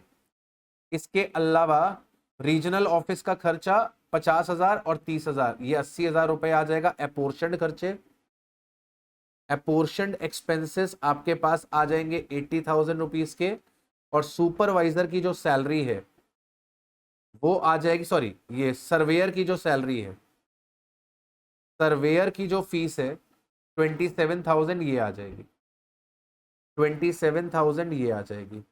क्रेडिट साइड पे आपके पास WIP आ जाएगा, वर्क सर्टिफाइड और अनसर्टिफाइड मिला के 258, सर्टिफाइड और अनसर्टिफाइड मिलाकर कितना आ जाएगा 25,80,000, 25,80,000। इसके अलावा मटेरियल एट साइट आ जाएगा, इसके अलावा मटेरियल एट साइट आ जाएगा, मटेरियल एट साइट 50,000 का आ जाएगा। इसके अलावा डेप्रिसिएशन आ जाएगा 75,000 का, 75,000 का डेप्रिसिएशन भी आ जाएगा। और कुछ आना बाकी है? सर इसका ट्रीटमेंट कर दिया, इसका ट्रीटमेंट कर दिया, इसका भी ट्रीटमेंट कर दिया, इसका भी ट्रीटमेंट कर दिया, बाकी सारी चीजें हो गई। क्रेडिट साइड का सम करिए, 47 प्लस 25 80 प्लस 50 26 77। इसमें से माइनस करते हैं 77, माइनस करते हैं 662, माइनस करते हैं 10 लाख, माइनस करते हैं 132, माइनस करते हैं 34, माइनस करते हैं 110, माइनस करते हैं 80, माइनस करते हैं 27, माइनस करते हैं 75। 4,80,000 का नोशनल प्रॉफिट आ जाएगा। 4,80,000 का आपके पास नोशनल प्रॉफिट निकल कर आ जाएगा, 26,77,000। ठीक है, 4,80,000 रुपए का नोशनल प्रॉफिट निकल कर आ जाएगा। कुछ नहीं करना था, सारे खर्चे डेबिट और क्रेडिट कर देने, सब कुछ आसानी से इस क्वेश्चन में परोस कर आपको दे दिया गया था। चलिए आगे बढ़ते हैं और अगले क्वेश्चन की तरफ चलते हैं, प्रोसेस कॉस्टिंग के क्वेश्चन की तरफ। अगले क्वेश्चन की तरफ बढ़ते हैं, प्रोसेस कॉस्टिंग के क्वेश्चन की तरफ। डेयरी वाला प्राइवेट लिमिटेड, डेयरी वाला प्राइवेट लिमिटेड, ये फिजिक्स वाला से इंस्पायर है। डेयरी वाला private limited is engaged in the production of flavoured milk. हम फ्लेवर्ड मिल्क बनाते हैं। It's process involve filtration and boiling of the milk. After that some sugar, flavor, color is added and then letting it cool to fill the product into clean and sterile bottles। तो process बताया गया पूरा कि हम इसमें filtration करते हैं, milk की बॉइलिंग करते हैं, फिर कुछ शुगर, फ्लेवर, कलर ऐड करते हैं और देन उसको ठंडा होने के लिए छोड़ देते हैं और बाद में उसको बॉटल्स के अंदर पोर कर देते हैं। For producing 10 litre of flavour milk, हमें अगर 10 लीटर ऑफ फ्लेवर मिल्क बनाना है तो हमें 100 लीटर ऑफ रॉ मिल्क चाहिए होगा, जिससे 45 लीटर ऑफ स्टैंडर्डाइज मिल्क बाहर आएगा। तो बेसिकली हम 100 लीटर का मिल्क इनपुट में डालेंगे, हम 100 लीटर का मिल्क इनपुट में डालेंगे और ये स्टैंडर्डाइज्ड होके 45 लीटर ही बाहर आएगा, यानी कि 55 लीटर प्रोसेस वेस्ट है, 55 लीटर आपका नॉर्मल लॉस है। आप 100 लीटर का मिल्क डालोगे, आपके पास वहां से केवल 45 लीटर मिल्क बाहर निकलेगा, विच मीन्स दैट कि 55 लीटर का जो मिल्क है वो लॉस हो जाएगा। अब बट ऑब्वियस है कि जब बॉईल करेंगे हम दूध को, तो उसमें से दूध क्या हो जाएगा, इवेपोरेट हो जाएगा। तो 55 लीटर का इवेल्युएशन मतलब इवेपोरेशन हो जाता है, यानी कि मैं ये बोल सकता हूं कि 55% का नॉर्मल लॉस है। मैं ये बोल सकता हूं कि 55% का यहां पर नॉर्मल लॉस निकल कर आ रहा है। Following information regarding process 1 has been obtained from the manufacturing department of dairy वाला प्राइवेट लिमिटेड। ठीक है, हमारे पास ओपनिंग WIP 13,500 लीटर थी। इस 13,500 लीटर का खर्चा बताया हुआ है ओपनिंग का, ये आपको ओपनिंग का खर्चा दिया हुआ है, ये आपके पास ओपनिंग WIP का खर्चा दिया हुआ है। Milk introduce for filtration and boiling, filtration and boiling के लिए हमने 3 लाख लीटर मिल्क और लगाया, ये आपका मटेरियल का खर्चा, लेबर का खर्चा, ओवरहेड का खर्चा। एबनॉर्मल लॉस 3,000 लीटर का हुआ है। इस एबनॉर्मल लॉस की डिग्री ऑफ कंप्लीशन मटेरियल के रिस्पेक्ट में 100, लेबर के रिस्पेक्ट में 80। क्लोजिंग WIP में आपके पास 27,000 लीटर पड़ा हुआ है। मिल्क की कैटेगरी में 100 मतलब रॉ मटेरियल पूरा, लेबर ओवरहेड 80। मिल्क जो ट्रांसफर हुआ है पैकिंग डिपार्टमेंट को वो हुआ है 1,18,500। हमें यहाँ पे स्टेटमेंट बनानी है इक्विवेलेंट प्रोडक्शन की, हमें स्टेटमेंट बनानी है कॉस्ट की, हमें डिस्ट्रीब्यूशन करना है कॉस्ट को और हमें प्रोसेस 1 का अकाउंट बनाना है।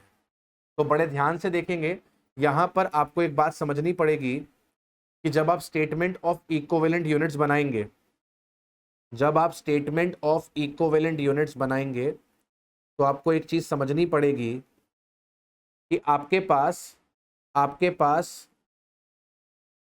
पर्टिकुलर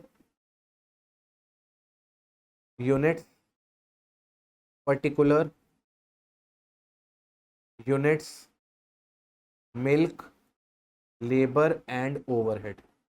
लेबर एंड ओवरहेड का डिग्री ऑफ कंप्लीशन हर जगह पे सेम है। हमें क्वेश्चन में जो मेथड फॉलो करना है वो एवरेज मेथड फॉलो करना है।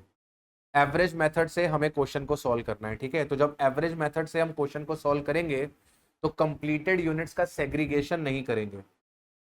ओपनिंग WIP आपके पास 13,500 की थी और आपने इंट्रोड्यूस कर दिया 3 लाख लीटर मिल्क, ठीक है, और आपने इंट्रोड्यूस कर दिया 3 लाख लीटर मिल्क, ठीक है। अब आपने इसमें से कंप्लीट कितना किया, इसमें से आपने कंप्लीट कितना किया, कंप्लीट किया है आपने 1,18,500, कंप्लीट किया है आपने 1,18,500, और जो आपने कंप्लीट किया है वो 100% होगा। जो हमारा कंप्लीट हो गया है वो है 1,18,500, ये 100% होगा हर रिस्पेक्ट में, ये 100% होगा हर रिस्पेक्ट में।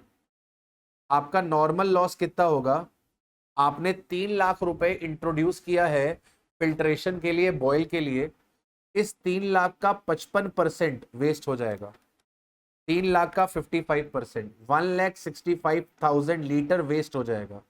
नॉर्मल लॉस को गुड यूनिट्स पे एब्जॉर्ब करते हैं। एबनॉर्मल लॉस आपके पास 3,000 लीटर का हुआ है। मटेरियल के रिस्पेक्ट में एबनॉर्मल लॉस 100% था और लेबर ओवरहेड के रिस्पेक्ट में 80%, लेबर ओवरहेड के रिस्पेक्ट में 80%। तो 3,000 का 100% मतलब 3,000 और यहां पर 2,400। क्लोजिंग WIP आपके पास 27,000 लीटर है, क्लोजिंग WIP 27,000 लीटर है। लेबर के रिस्पेक्ट में 80%, मटेरियल के रिस्पेक्ट में 100%, 100% और 80%, तो 27,000 और 27,000 का 80%, 21,600।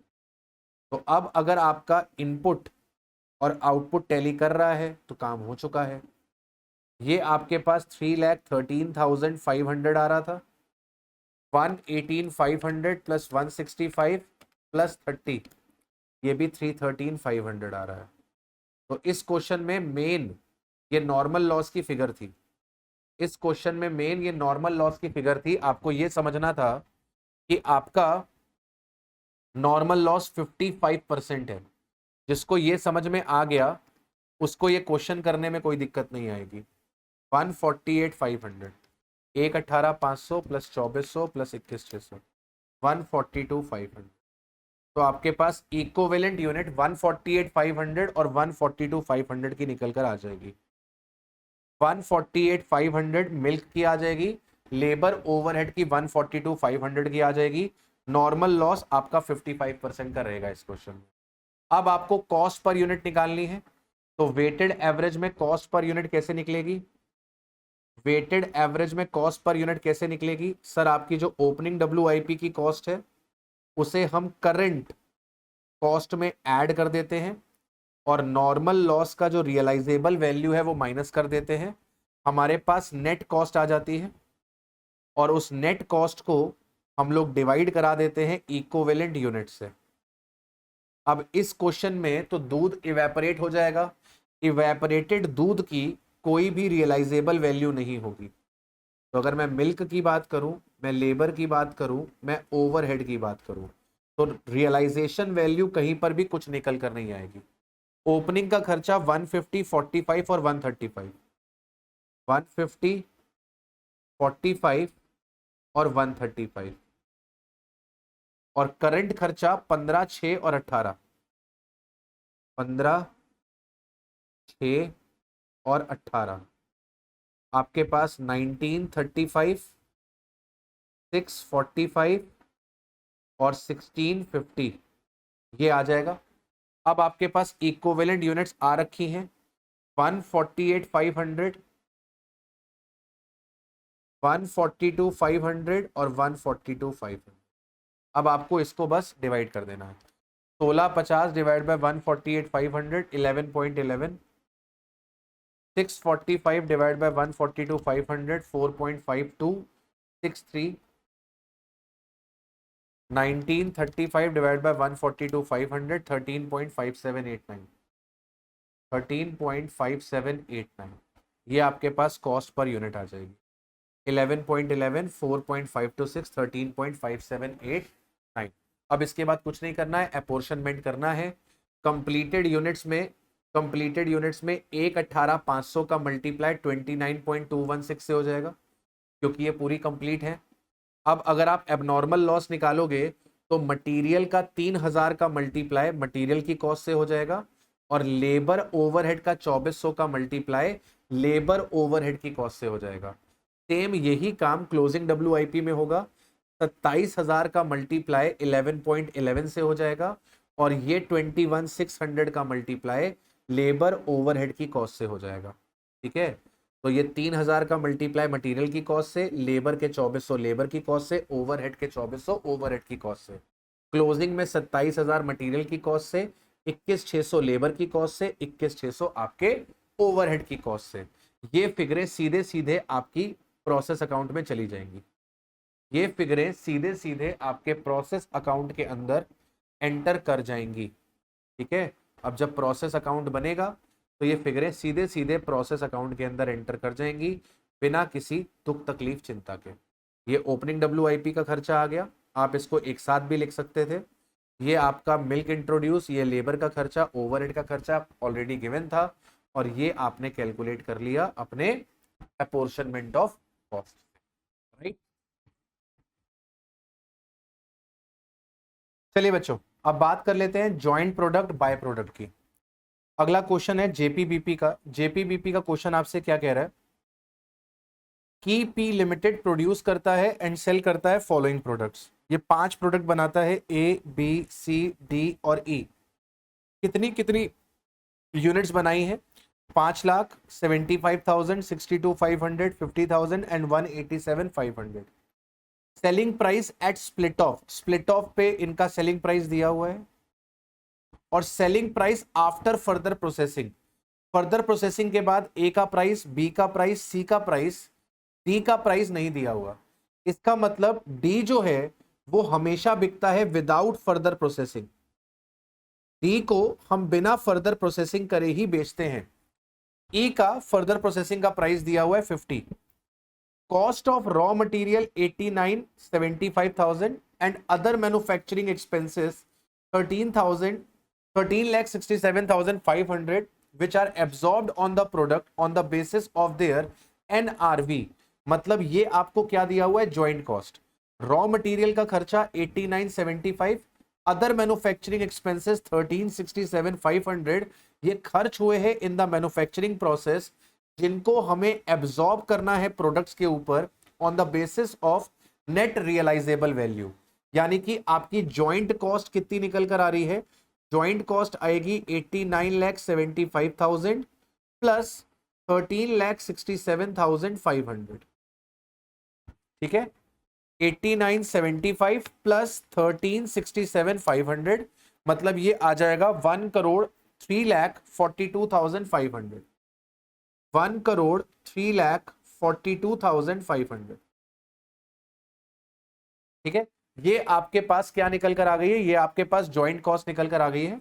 और इस जॉइंट कॉस्ट को हम कैसे डिस्ट्रीब्यूट करने वाले हैं? NRV पे। NRV क्या होता है? NRV होती है जो आपकी सेलिंग प्राइस होती है, जो सेलिंग प्राइस होती है आफ्टर फर्दर प्रोसेसिंग।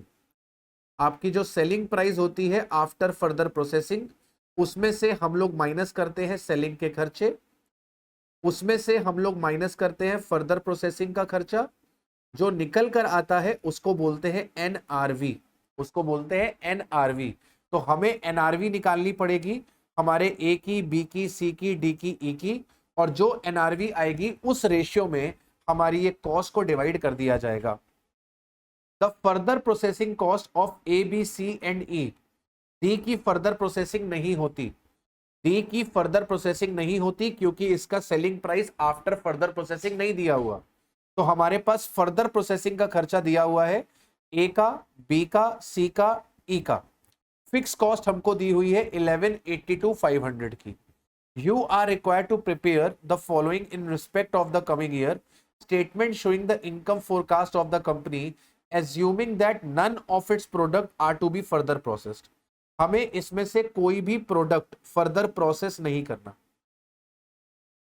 इसमें से हमें कोई भी प्रोडक्ट फर्दर प्रोसेस नहीं करना। Assuming that none of the products are to be further processed मतलब अगर सारे प्रोडक्ट्स स्प्लिट ऑफ पे बिक जाएंगे, सारे प्रोडक्ट अगर स्प्लिट ऑफ पे बिक जाएंगे तो आपका प्रॉफिट क्या निकलेगा? तो भाई सिंपल है, ए वाले का अगर आपको आंसर निकालना है तो आपको क्या करना पड़ेगा, आपको जो सेल वैल्यू है एट स्प्लिट ऑफ वो पकड़नी पड़ेगी।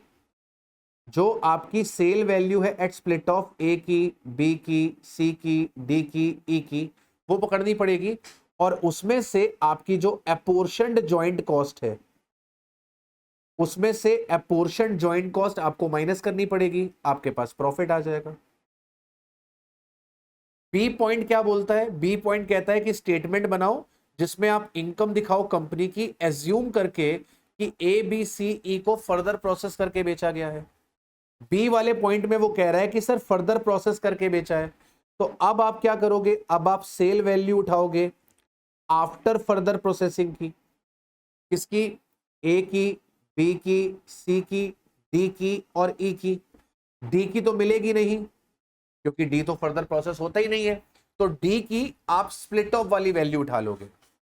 इसमें से आप माइनस कराओगे अपोर्शनड जेसी कॉस्ट, इसमें से आप माइनस कराओगे अपोर्शनड जेसी कॉस्ट, इसमें से आप माइनस कराओगे फर्दर प्रोसेसिंग का खर्चा। फर्दर प्रोसेसिंग का खर्चा 3125 ए का आ रहा है, 3125 ए का आ रहा है, इसके बाद 375 बी का आ रहा है, ठीक है, और इसी तरीके से सी का आ रहा है 125 और ई का आ रहा है 375। तो आपको बस क्या करना है, कुछ नहीं करना है भाई, क्वेश्चन बड़ा आसान है। इन दोनों का अगर आप मल्टीप्लाई करोगे तो आपके पास sale value at split off आ जाएगी। इन दोनों का अगर आप मल्टीप्लाई करोगे बेटा, इन दोनों का अगर आप मल्टीप्लाई करोगे तो आपके पास sale value at split off आ जाएगी। इसका और इसका मल्टीप्लाई कर दोगे तो आपके पास sale value after split off आ जाएगी। यूनिट्स को सेलिंग प्राइस से मल्टीप्लाई करना है, ठीक है। अच्छा, अब मेन काम जो इसके अंदर है ये अपोर्शन करना। अपोर्शन करने के लिए आपको एनआरवी निकालनी पड़ेगी। तो एनआरवी कैसे निकली है आइए जरा देख लेते हैं। एनआरवी कैसे निकली है? अपोर्शनमेंट किया है of joint cost on the basis of NRV. तो हमने सबसे पहले सेल वैल्यू निकाली। ये सेल वैल्यू कौन सी वाली है? After further processing. ये सेल वैल्यू कौन सी वाली है? ये सेल वैल्यू है आफ्टर फर्दर प्रोसेसिंग। देखिए 5 लाख का मल्टीप्लाई हो रहा है 62.5 से, 5 लाख का मल्टीप्लाई 62.5 से, 75,000 का मल्टीप्लाई 42.5 से, 62,500 का मल्टीप्लाई 30 से, 62,500 का मल्टीप्लाई 30 से, डी का मल्टीप्लाई 25 से कराना पड़ेगा, 50,000 का मल्टीप्लाई 25 से, 50,000 का मल्टीप्लाई 25 से, 187,500 का मल्टीप्लाई 35 से, 187,500 का मल्टीप्लाई आपका 187,500 का मल्टीप्लाई 50 से, 50 से। ये आपके पास क्या आ गई? ये आपके पास आ गई selling price after further processing. इसमें से सेलिंग के खर्चे माइनस करेंगे। हमारे इस क्वेश्चन में सेलिंग के खर्चे नहीं दिए हुए, इसमें से फर्दर प्रोसेसिंग का खर्चा माइनस करेंगे। फर्दर प्रोसेसिंग का खर्चा दिया हुआ है 3125, 375, 125 एंड 375, 3125, 375, 125 एंड 375। तो sale value after further processing में से फर्दर प्रोसेसिंग का खर्चा माइनस हो गया, आपके पास एनआरवी आ गई। एनआरवी ए की आ गई, बी की आ गई, सी की आ गई, डी की आ गई और आपके पास ई की आ गई। अब आपके पास रेशियो आ चुका है। इस रेशियो में, इस प्रपोर्शन में आप क्या करोगे? आप अपनी जेसी को डिवाइड कर दोगे। तो जेसी को जो आ रहा था 1,03,42,500, इसका आप मल्टीप्लाई कराओगे प्रोडक्ट की एनआरवी से, जो प्रोडक्ट की एनआरवी है, और इसको डिवाइड करा दोगे टोटल एनआरवी से। टोटल एनआरवी कितना है? टोटल एनआरवी है 497,429,37,500। तो हमने क्या किया? टोटल जेसी को टोटल एनआरवी से डिवाइड करवा दिया और मल्टीप्लाई करा दिया एनआरवी ऑफ ईच प्रोडक्ट। तो हमारे पास अपोर्शनड जॉइंट कॉस्ट निकल कर आ जाएगी। अब इसी अपोर्शनड जॉइंट कॉस्ट का आप इस्तेमाल करोगे आपके प्रॉफिट्स को निकालने में। ए वाले पार्ट में आप बिना फर्दर प्रोसेसिंग के बेच रहे हो, बिना फर्दर प्रोसेसिंग के बेच रहे हो, तो आपको सेल वैल्यू मिलेगी at split off. Sale value होगी at split off, sale value at split off कैसे निकलेगी, 5 लाख का मल्टीप्लाई 42.75 का मल्टीप्लाई दिस, ठीक है, ठीक है, sale value at split off, और इसमें से अपोर्शन जेसी माइनस कर दिया, अपोर्शन जेसी आपने माइनस कर दिया, आपके पास प्रॉफिट आया before fix cost, profit before fix cost में से फिक्स कॉस्ट माइनस कर दी, टोटल प्रॉफिट आ गया। सेम यही काम अब आप इसमें करोगे, बी में करोगे, बस बी में फर्क क्या है कि वहां पर आपको उठाना है सेल वैल्यू, वहां पर आपको उठाना है sale value after what, after further processing. तो ये हमने sale value after further processing ले ली, इसमें से जेसी जो अपोर्शन थी वो वाली माइनस कर दी, इसमें से फर्दर प्रोसेसिंग का खर्चा माइनस कर दिया, और जो आया वो आपके पास आ गया profit before fix cost, profit before fix cost में से फिक्स कॉस्ट माइनस कर दी, आपके पास टोटल प्रॉफिट निकल कर आ। ठीक है मालिक, क्लियर। चलिए अब बात करते हैं हम लोग सर्विस कॉस्टिंग की। क्वेश्चन नंबर 11 पर आ जाते हैं। प्रिपेयर करना है cost statement of Panipat thermal power plant showing the cost of electricity generated per kilowatt hour from the following data. हमें बताना है cost of electricity generated per kilowatt hour. तो ये क्वेश्चन स्टडी मटेरियल में भी था, बिल्कुल वैसा ही क्वेश्चन यहां पर आ गया है। Total units generated 16,50,000 kilowatt hour है, ऑपरेटिंग लेबर 2175 की है, रिपेयर मेंटेनेंस 725 का है, लुब्रिकेंट्स एंड स्पेयर 580 के हैं, प्लांट सुपरविजन 435 का है, एडमिनिस्ट्रेशन ओवरहेड 29 लाख के हैं, इंश्योरेंस का खर्चा 15 लाख का है, फ्यूल चार्जेस 8 लाख रुपीस के हैं, 7 kilowatt hour of electricity is generated per kg of coal consumed at rupees 4.75 per kg. Depreciation charge is 5% on the capital cost of 3 crore 10 lakh. तो 3 करोड़ 10 लाख पे डेप्रीसिएशन लगा दो बेटा, 5%, ये आ जाएगा 15,50,000। तो डेप्रीसिएशन का खर्चा आ जाएगा आपके पास 15,50,000। ठीक है, अब आपका 7 किलोवाट ऑफ इलेक्ट्रिसिटी जनरेट होता है पर केजी ऑफ कोल कंज्यूम्ड, और आपकी कोल की कॉस्ट है 4.75 पर केजी, कोल की कॉस्ट है 4.75 पर केजी। तो जरा ध्यान से यहां पर देखेंगे, ध्यान से यहां पर देखेंगे कि कोल का कंजम्पशन कितना होगा।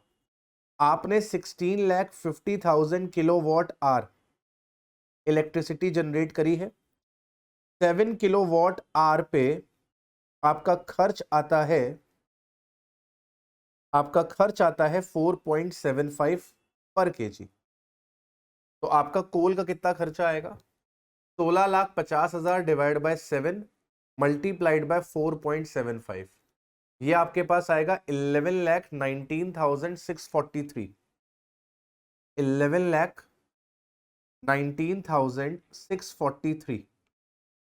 तो अब आपके पास टोटल कॉस्ट निकल आएगी, ये सारे खर्चे आप प्लस कर दो बेटा, ये सारे खर्चे आप प्लस कर दो।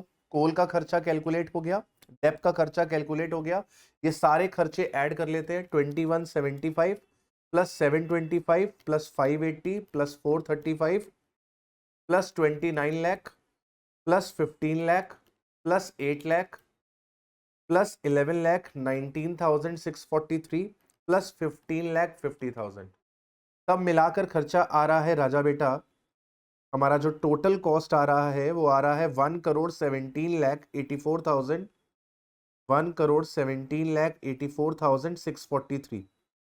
ये टोटल खर्चा आ रहा है इतने किलोवाट आवर इलेक्ट्रिसिटी जनरेट करने का। तो कॉस्ट पर किलोवाट आवर कितनी हो जाएगी, कॉस्ट पर किलोवाट आवर कितनी हो जाएगी, इसको 16,50,000 से डिवाइड करा दो, आपके पास 7.14 कॉस्ट निकल कर आएगी, 7.142 किलोवाट आवर पर किलोवाट आवर कॉस्ट निकल कर आ जाएगी, 7.14। बिल्कुल सिंपल था, आपको सारे खर्चे ऐड कर लेने और सारे खर्चों को ऐड करने के बाद 16,50,000 से डिवाइड करा देना है। खर्चों को दो पार्ट में डिवाइड कर लेना, फिक्स्ड और वेरिएबल, ये तो आप कर ही लोगे, इतने सियाने तो आप हो ही। चलिए बात करते हैं अब स्टैंडर्ड कॉस्टिंग की, बात करते हैं स्टैंडर्ड कॉस्टिंग की। XYZ manufacturing limited had prepared the following estimation for the month of Jan. इन्होंने एक एस्टिमेशन प्रिपेयर करा है for the month of Jan. Raw material DF, raw material CE 1600 kg 1200 kg लगेगा 50 रुपए और 35 रुपीज के हिसाब से। स्किल्ड लेबर 2000 घंटे, सेमी स्किल्ड लेबर 1600 घंटे काम करेगी। स्टैंडर्ड लॉस आपका जो होगा in the process was expected to be 10% of total input material. तो जो आपने मटीरियल इनपुट में डाला है उसमें 10% का लॉस हो जाएगा। मतलब आपने मटीरियल डी 1600 केजी डाला है, मटीरियल सी आपने 1200 केजी डाला है, टोटल आपने 2800 केजी का मटीरियल डाला है। इसमें 10% का आपका लॉस हो जाएगा 280 केजी, यानी कि आपके पास 2520 केजी का आउटपुट आएगा। तो जब आप इनपुट में डालते हो 2800 केजी तो आपको आउटपुट मिलता है 2520 केजी।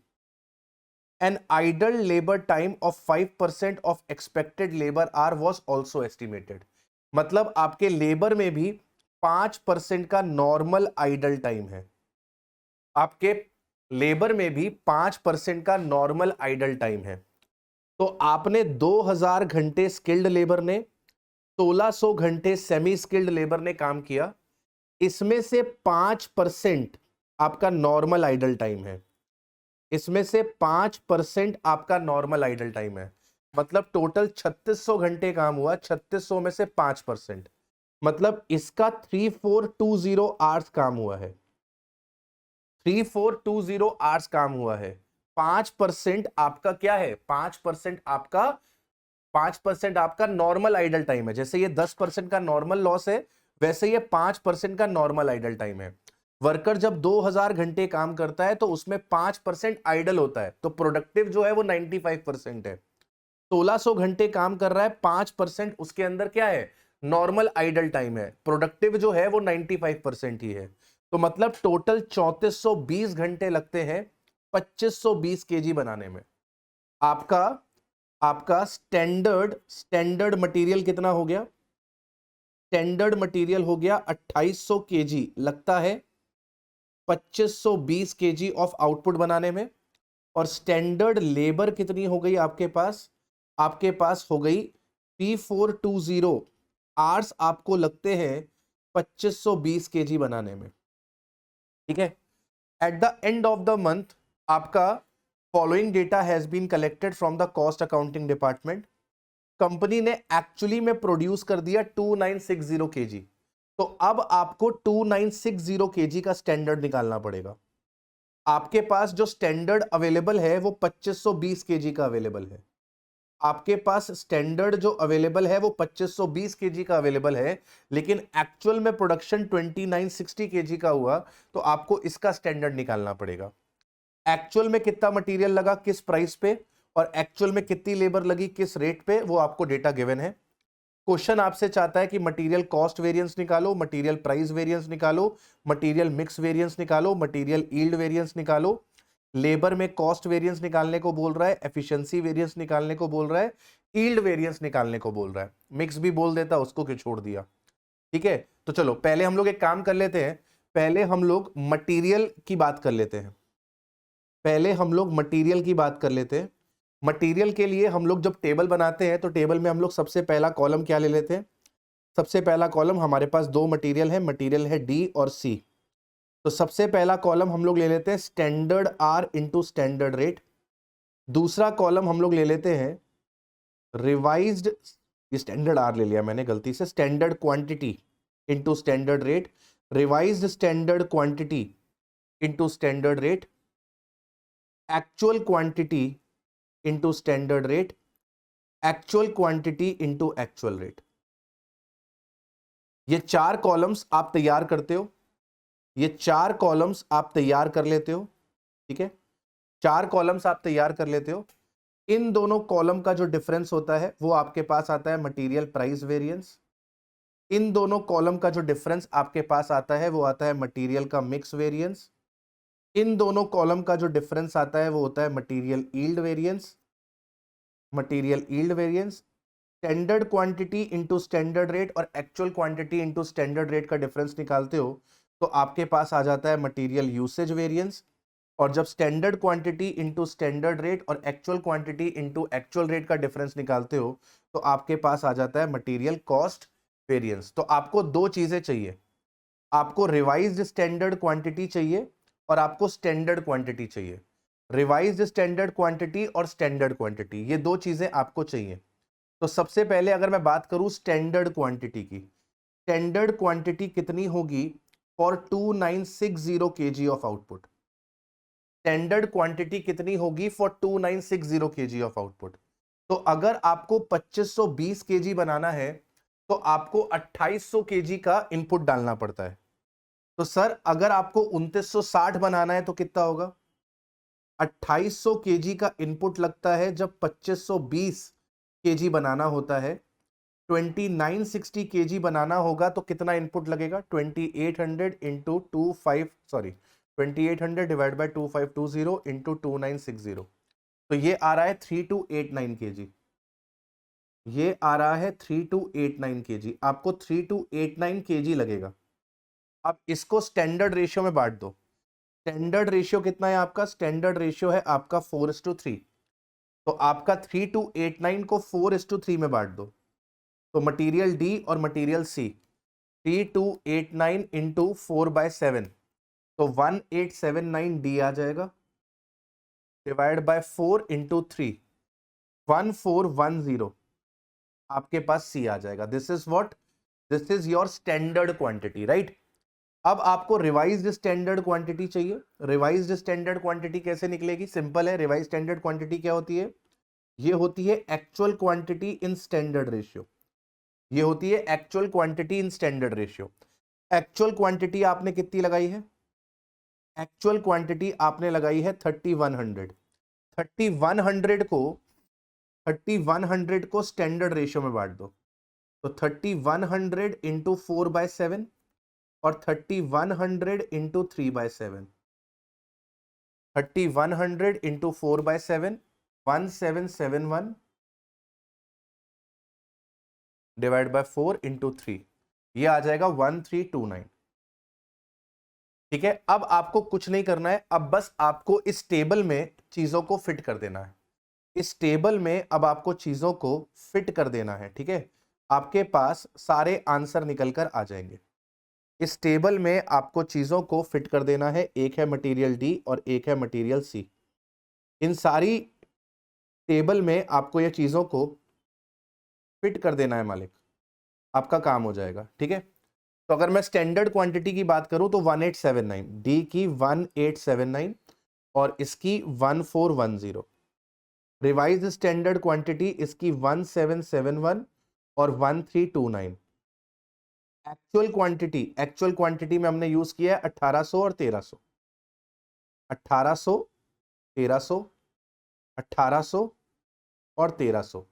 एक्चुअल रेट है 40 और 30, इसका मल्टीप्लाई 40, इसका मल्टीप्लाई 30। स्टैंडर्ड रेट है 50 और 35, इसका मल्टीप्लाई 50, इसका मल्टीप्लाई 35, इसका मल्टीप्लाई 50, इसका मल्टीप्लाई 35, इसका मल्टीप्लाई 50 और इसका मल्टीप्लाई 35। ठीक है, आपके पास क्या निकलेगा? सारी फिगर्स आपके पास निकल कर आ जाएंगी। सारी फिगर्स आपके पास निकल कर आ जाएंगी मालिक। 1879 इंटू 50, 1410 इंटू 35, ये आएगा 1,43,300। ठीक है, इसके बाद 1771 इंटू 50 एंड 1329 इंटू 35, ये आ जाएगा 135065। 135065, 1800 इंटू 50 एंड 1300 इंटू 35, ये आ जाएगा 135,500। ये आ जाएगा 135,500। 1800 इंटू 40 एंड देन 1300 इंटू 30, ये आ जाएगा 1,11,000। ठीक है मालिक, अब मैंने आपसे क्या कहा? मैंने आपसे कहा कि सर इन दोनों का अगर आप डिफरेंस निकालोगे, इन दोनों का अगर आप डिफरेंस निकालोगे तो ये आपके पास प्राइस वेरिएंस आ जाएगा, मटेरियल प्राइस वेरिएंस। इतना खर्च होना चाहिए था, इतना खर्च हुआ है। यानी 24,500 का फेवरेबल, 24,500 का फेवरेबल। अब अगर आप इन दोनों का डिफरेंस निकालोगे तो ये आपके पास मटेरियल मिक्स वेरिएंस आ जाएगा।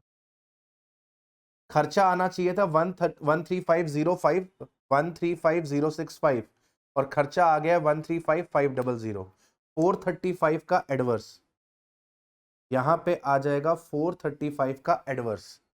इन दोनों का डिफरेंस निकालोगे तो आपके पास आ जाएगा यील्ड वेरिएंस, इन दोनों का डिफरेंस निकालोगे आएगा यील्ड वेरिएंस। आना चाहिए था खर्चा 143,300, आ गया है 135,065, यानी कि 8235 का आपके पास यील्ड वेरिएंस फेवरेबल आ जाएगा, 8235 आपके पास फेवरेबल आ जाएगा। अब अगर आप इसका और इसका इन दोनों का निकालेंगे, या डायरेक्टली आप क्या कर सकते हो, यूसेज निकालने के लिए, यूसेज निकालने के लिए आप यील्ड और मिक्स को प्लस भी कर सकते हो।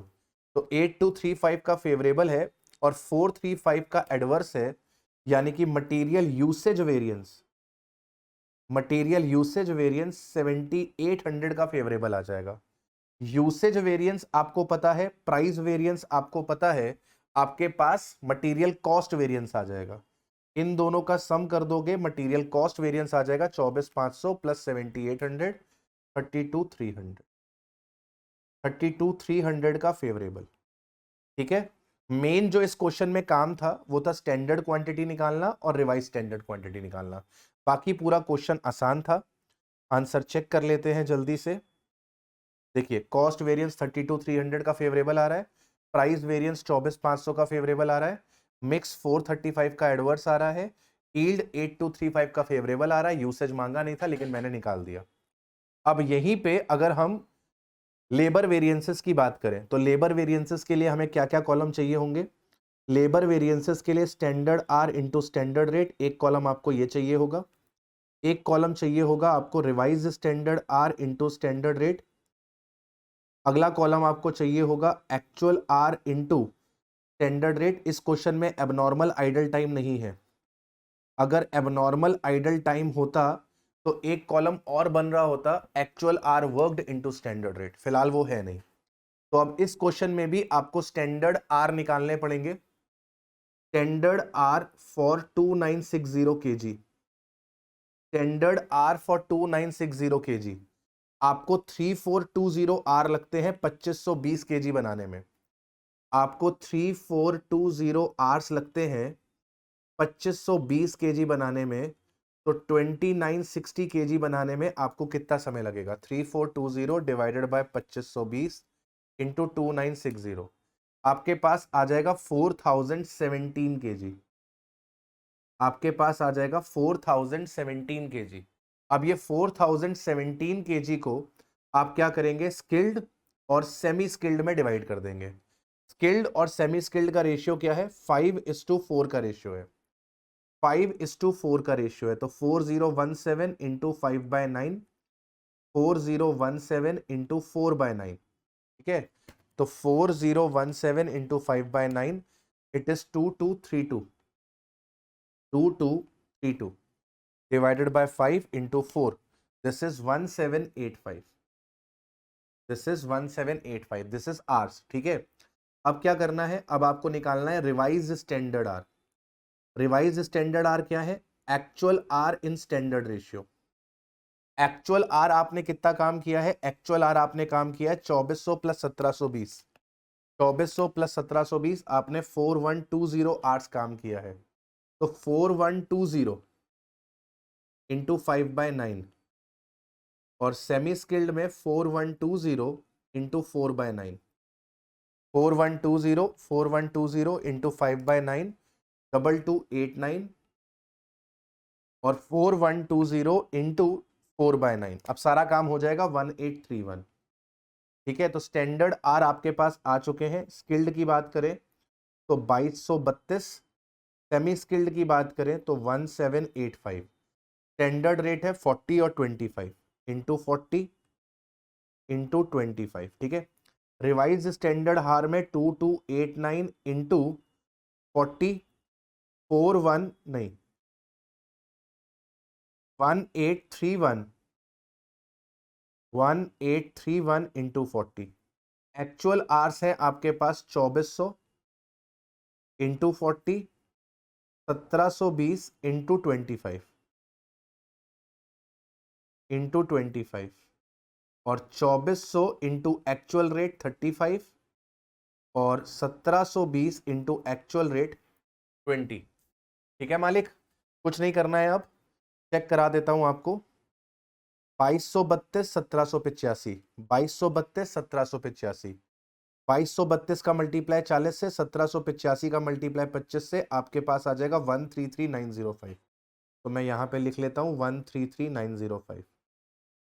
ठीक है, अगर रिवाइज्ड स्टैंडर्ड आर की बात करूं तो रिवाइज स्टैंडर्ड आर 2289 और 1831, 2289 1831 मल्टीप्लाई किससे होगा, 40 से और 25 से, ये आ जाएगा 137335, 137335। Actual hour into standard rate, actual hour कितने थे 2400 और 1720, स्टैंडर्ड रेट था 40 और 25, ये आ जाएगा 139, ये आ जाएगा 139। और एक्चुअल इंटू एक्चुअल अगर आप कर दोगे तो आ जाएगा आपके पास 118,400, 118,400। अब क्या करना है मालिक, अब क्या करना है मालिक, सर अब कुछ नहीं करना है, सब कुछ तो हो गया है। क्वेश्चन में मांगा क्या क्या है, क्वेश्चन में मांगा गया है labour cost variance. Cost variance कैसे निकलेगा सर, इन दोनों का अगर आप डिफरेंस निकालोगे तो लेबर कॉस्ट वेरिएंस आ जाएगा। इन दोनों का जो डिफरेंस है वो लेबर कॉस्ट वेरिएंस है। खर्चा होना चाहिए था 133905 और खर्चा हुआ है 118400। 133905 माइनस 118400, आपके पास 15505 का फेवरेबल आ रहा है, 15505 का फेवरेबल आ रहा है, 15505 का फेवरेबल आ रहा है। ठीक है, इसके बाद क्वेश्चन ने आपसे मांगा है एफिशिएंसी वेरिएंस। एफिशिएंसी वेरिएंस कैसे निकलेगा और यील्ड वेरिएंस कैसे निकलेगा, तो भैया अगर आप इन दोनों का डिफरेंस निकालोगे, इन दोनों का डिफरेंस निकालोगे तो यील्ड वेरिएंस आ जाएगा। इन दोनों का डिफरेंस निकालोगे तो यील्ड वेरिएंस आ जाएगा, मतलब standard are into standard rate और revised standard are into standard rate का डिफरेंस यील्ड वेरिएंस है। खर्चा होना चाहिए था 133905, खर्चा हो गया 137335, यानी कि आपका लेबर यील्ड वेरिएंस एडवर्स आएगा। खर्चा होना चाहिए था 133905, खर्चा हो गया 137335, 3430 का एडवर्स आ जाएगा, 3430 का एडवर्स आ जाएगा। इसके बाद क्वेश्चन ने मांगा है एफिशिएंसी वेरिएंस। एफिशिएंसी वेरिएंस कैसे निकलेगा सर, ये वाला कॉलम और ये वाले कॉलम का डिफरेंस निकल आएगा। ठीक है, इन दोनों कॉलम का डिफरेंस निकल आएगा, लेबर एफिशिएंसी वेरिएंस। खर्चा आना चाहिए था 13905, खर्चा आया है 139, यानी कि आपके पास 133905 आना चाहिए था, खर्चा आ गया 139, 5095 का एडवर्स आ जाएगा, 5095 का एडवर्स आ जाएगा। ठीक है, मांगा नहीं गया, लेकिन अगर आप इन दोनों का डिफरेंस निकालते, इन दोनों का डिफरेंस निकालते तो लेबर गैंग वेरिएंस आता। इन दोनों का डिफरेंस अगर आप निकालते तो लेबर मिक्स वेरिएंस आ जाता। ठीक है, मांगा नहीं गया, लेकिन अगर आप इन दोनों का डिफरेंस निकालते तो इन दोनों का डिफरेंस आपके पास लेबर रेट वेरिएंस आ जाता। ठीक है, ये देखिए 15505 का फेवरेबल, 5095 का एडवर्स, 3430 का एडवर्स, 5095 का एडवर्स, 1505 का फेवरेबल, 3430 का एडवर्स। ठीक है, इस क्वेश्चन में बस मेन चीज ये थी कि आपको ये जो स्टैंडर्ड आवर्स थे इसमें से नॉर्मल आइडल टाइम माइनस करना था। ये जो स्टैंडर्ड आवर्स थे इसमें से नॉर्मल आइडल टाइम माइनस कर देना था। आपके पास इतने लेबर आवर्स में इतना आउटपुट आ गया, इतने लेबर आवर्स में इतना आउटपुट आ गया, ये आपके पास स्टैंडर्ड फिक्स हो गया। फिर 2960 में कितना टाइम लगेगा, ठीक है, आपने निकाल लिया 4017 kg। बस ये एक चीज इंपॉर्टेंट थी, इसके अलावा इस क्वेश्चन में और कुछ खास बात नहीं थी। चलिए आगे बढ़ते हैं और बात करते हैं मार्जिनल कॉस्टिंग की। ठीक है, आगे बढ़ते हैं और बात करते हैं बेटा मार्जिनल कॉस्टिंग की। The following data are available from the budget record of fine sign women's handbag company for the forthcoming budget period. तो following data are available from the budget record of fine sign women's handbag company for the coming budget period. तो आपके पास कुछ data दिया हुआ है, selling price आपको बताया हुआ है कि सेलिंग प्राइस हमारे पास निकल कर आएगा 1000 रुपए का, ठीक है। वेरिएबल कॉस्ट आपको दे रखी है 750 की मटेरियल, 50 की sales commission, total variable cost आपको 800 की दे रखी है। मतलब कि आपका कंट्रीब्यूशन कितना हो जाएगा, 1000 माइनस 800, आपका कंट्रीब्यूशन हो जाएगा 200 का। यानी कि अगर मुझे पीवी रेशियो निकालना है तो पीवी रेशियो हो जाएगा कंट्रीब्यूशन 200 डिवाइडेड बाय सेल्स, यानी कि मेरा पीवी रेशियो 20% का हो जाएगा। एनुअल फिक्स कॉस्ट, रेंट का खर्चा 7 लाख, सैलरी का खर्चा 11 lakh, other fix cost 5 lakh, यानी कि टोटल फिक्स कॉस्ट आपको दे रखी है 23 लाख की। टोटल फिक्स कॉस्ट आपको दे रखी है 23 लाख रुपए की, ठीक है। Although the firm manufactures the bag with different style, they have identical purchase cost and the selling price. तो हम अलग अलग तरीके के बैग बनाते हैं लेकिन सबकी परचेज और सेलिंग प्राइस सेम है। What is the annual break even point both in terms of units and value? तो ब्रेक इवन निकालना है आपको। ब्रेक इवन पॉइंट कैसे निकलता है, तो ब्रेक इवन पॉइंट अगर मुझे रुपीज में निकालना है तो फॉर्मूला होता है fix cost divide by PV ratio. Fix cost है मेरे पास 23 लाख रुपए की, पीवी रेशियो है मेरे पास 20% का, तो 23 लाख को 20% से डिवाइड कर देंगे, मेरे पास ब्रेक इवन सेल्स आएगी 115 लाख की, ये रुपीज में आ गई। अगर मुझे ब्रेक इवन पॉइंट यूनिट्स में चाहिए तो सर इसमें यूनिट्स में अगर मैं निकालूंगा तो यूनिट्स में 115 लाख को 1000 रुपए से डिवाइड करा दिया जाएगा, यानी कि 11500 बैग निकल कर आएंगे आप। तो आपका ब्रेक इवन पॉइंट 11500 बैग निकल कर आ जाएगा। तो पहला पॉइंट तो बहुत ही ज्यादा आसान था।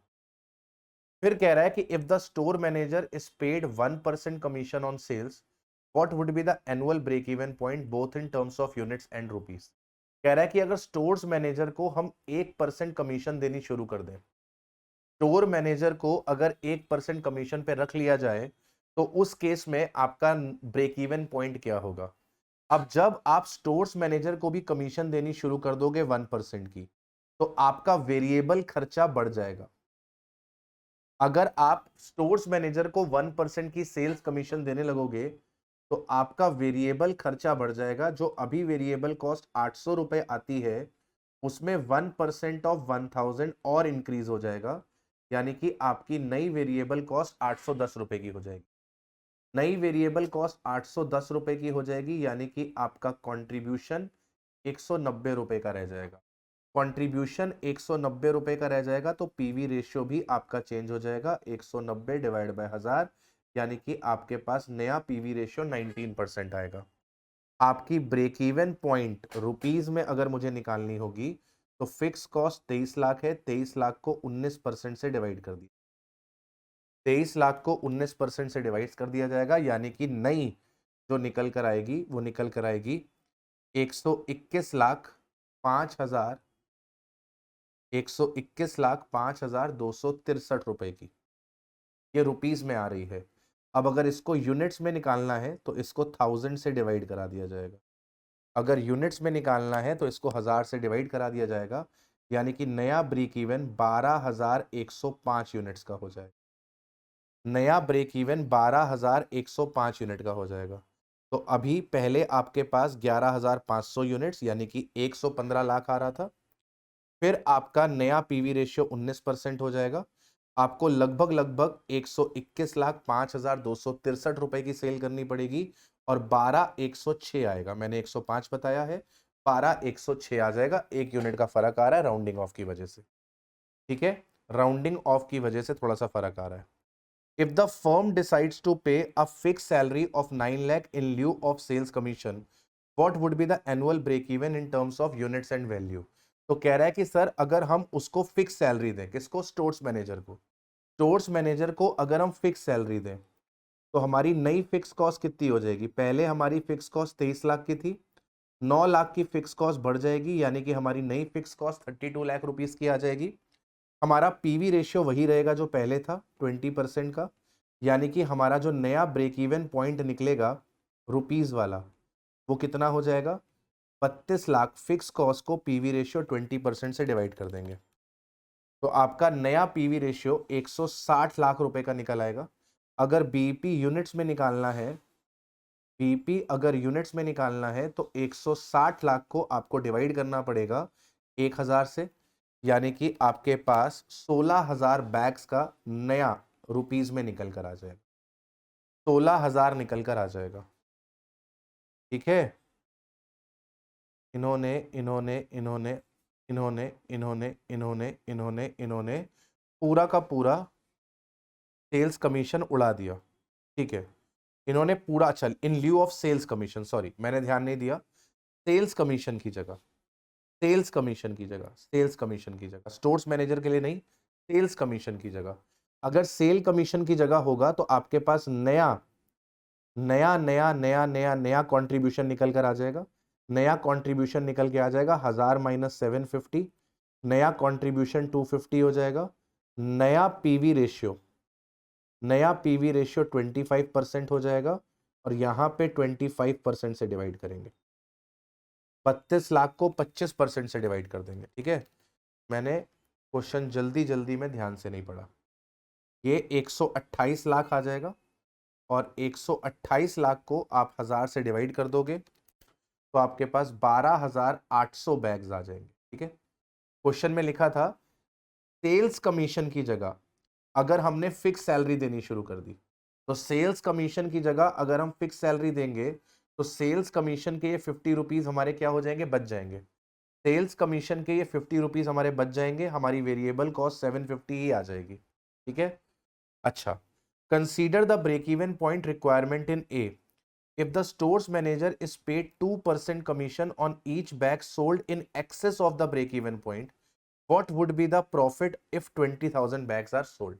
तो कह रहा है कि ब्रेक इवन के ऊपर जितनी भी सेल होगी, पॉइंट नंबर ए में ब्रेक इवन कितना था, पॉइंट नंबर ए में ब्रेक इवन था 11,500 का।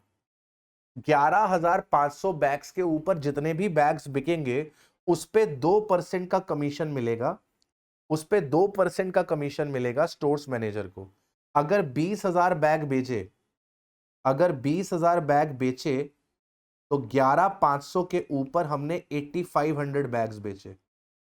इन 8,500 बैग्स पे हमें 2% का उसे कमीशन देना पड़ेगा, यानी कि आपका नया कंट्रीब्यूशन कितना हो जाएगा for sale above break even, नया contribution for sale above break even, क्योंकि ब्रेक इवन के बाद हम कमीशन देनी शुरू करेंगे। तो new contribution after break even कितना हो जाएगा, अभी आपका सेलिंग प्राइस 1000 रुपए का है और अभी आपकी वेरिएबल कॉस्ट 800 रुपए की है और आप 20 रुपीज का और कंट्रीब्यूशन में से कमीशन दे दोगे। 20 रुपीज कहां से आ रहा है, 1000 का 2%, यानी कि आपका नया कंट्रीब्यूशन हो जाएगा 180 का। यानी कि आपका क्वेश्चन ने क्या मांगा है, what would be the profit, question ने प्रॉफिट मांगा है, तो आपका नया कंट्रीब्यूशन 180 का आ जाएगा। ब्रेक इवन सेल्स ऑलरेडी सारी फिक्स कॉस्ट कवर कर चुकी है, अब जो कंट्रीब्यूशन आएगा वो प्रॉफिट है, अब जो कंट्रीब्यूशन आएगा वो प्रॉफिट है। ये 8,500 बैग्स आपको प्रॉफिट देंगे, तो 8,500 बैग्स इंटू 180, यानी कि आपके पास 15,30,000 रुपए का प्रॉफिट निकल कर आए, 15,30,000 रुपए का आपके पास प्रॉफिट निकल कर आएगा। ठीक है दोस्तों, तो इसी के साथ हमारा ये जो सेशन है आरटीपी का वो होता है कंप्लीट। बजट का एक क्वेश्चन है, हल्का सा है, ऑलरेडी स्टडी मटेरियल में भी ऐसा क्वेश्चन है, तो उसको आप खुद से ट्राई कर लीजिएगा। कोई दिक्कत आएगी तो आपका भाई आपके लिए है ही, राइट। उम्मीद करता हूं आपने सेशन को एंजॉय किया होगा। मिलते हैं आपसे ऐसे ही किसी बढ़िया सी नेक्स्ट वीडियो में, तब तक अपना ख्याल रखिए, अच्छे से पढ़ाई करते रहिए। By two everyone.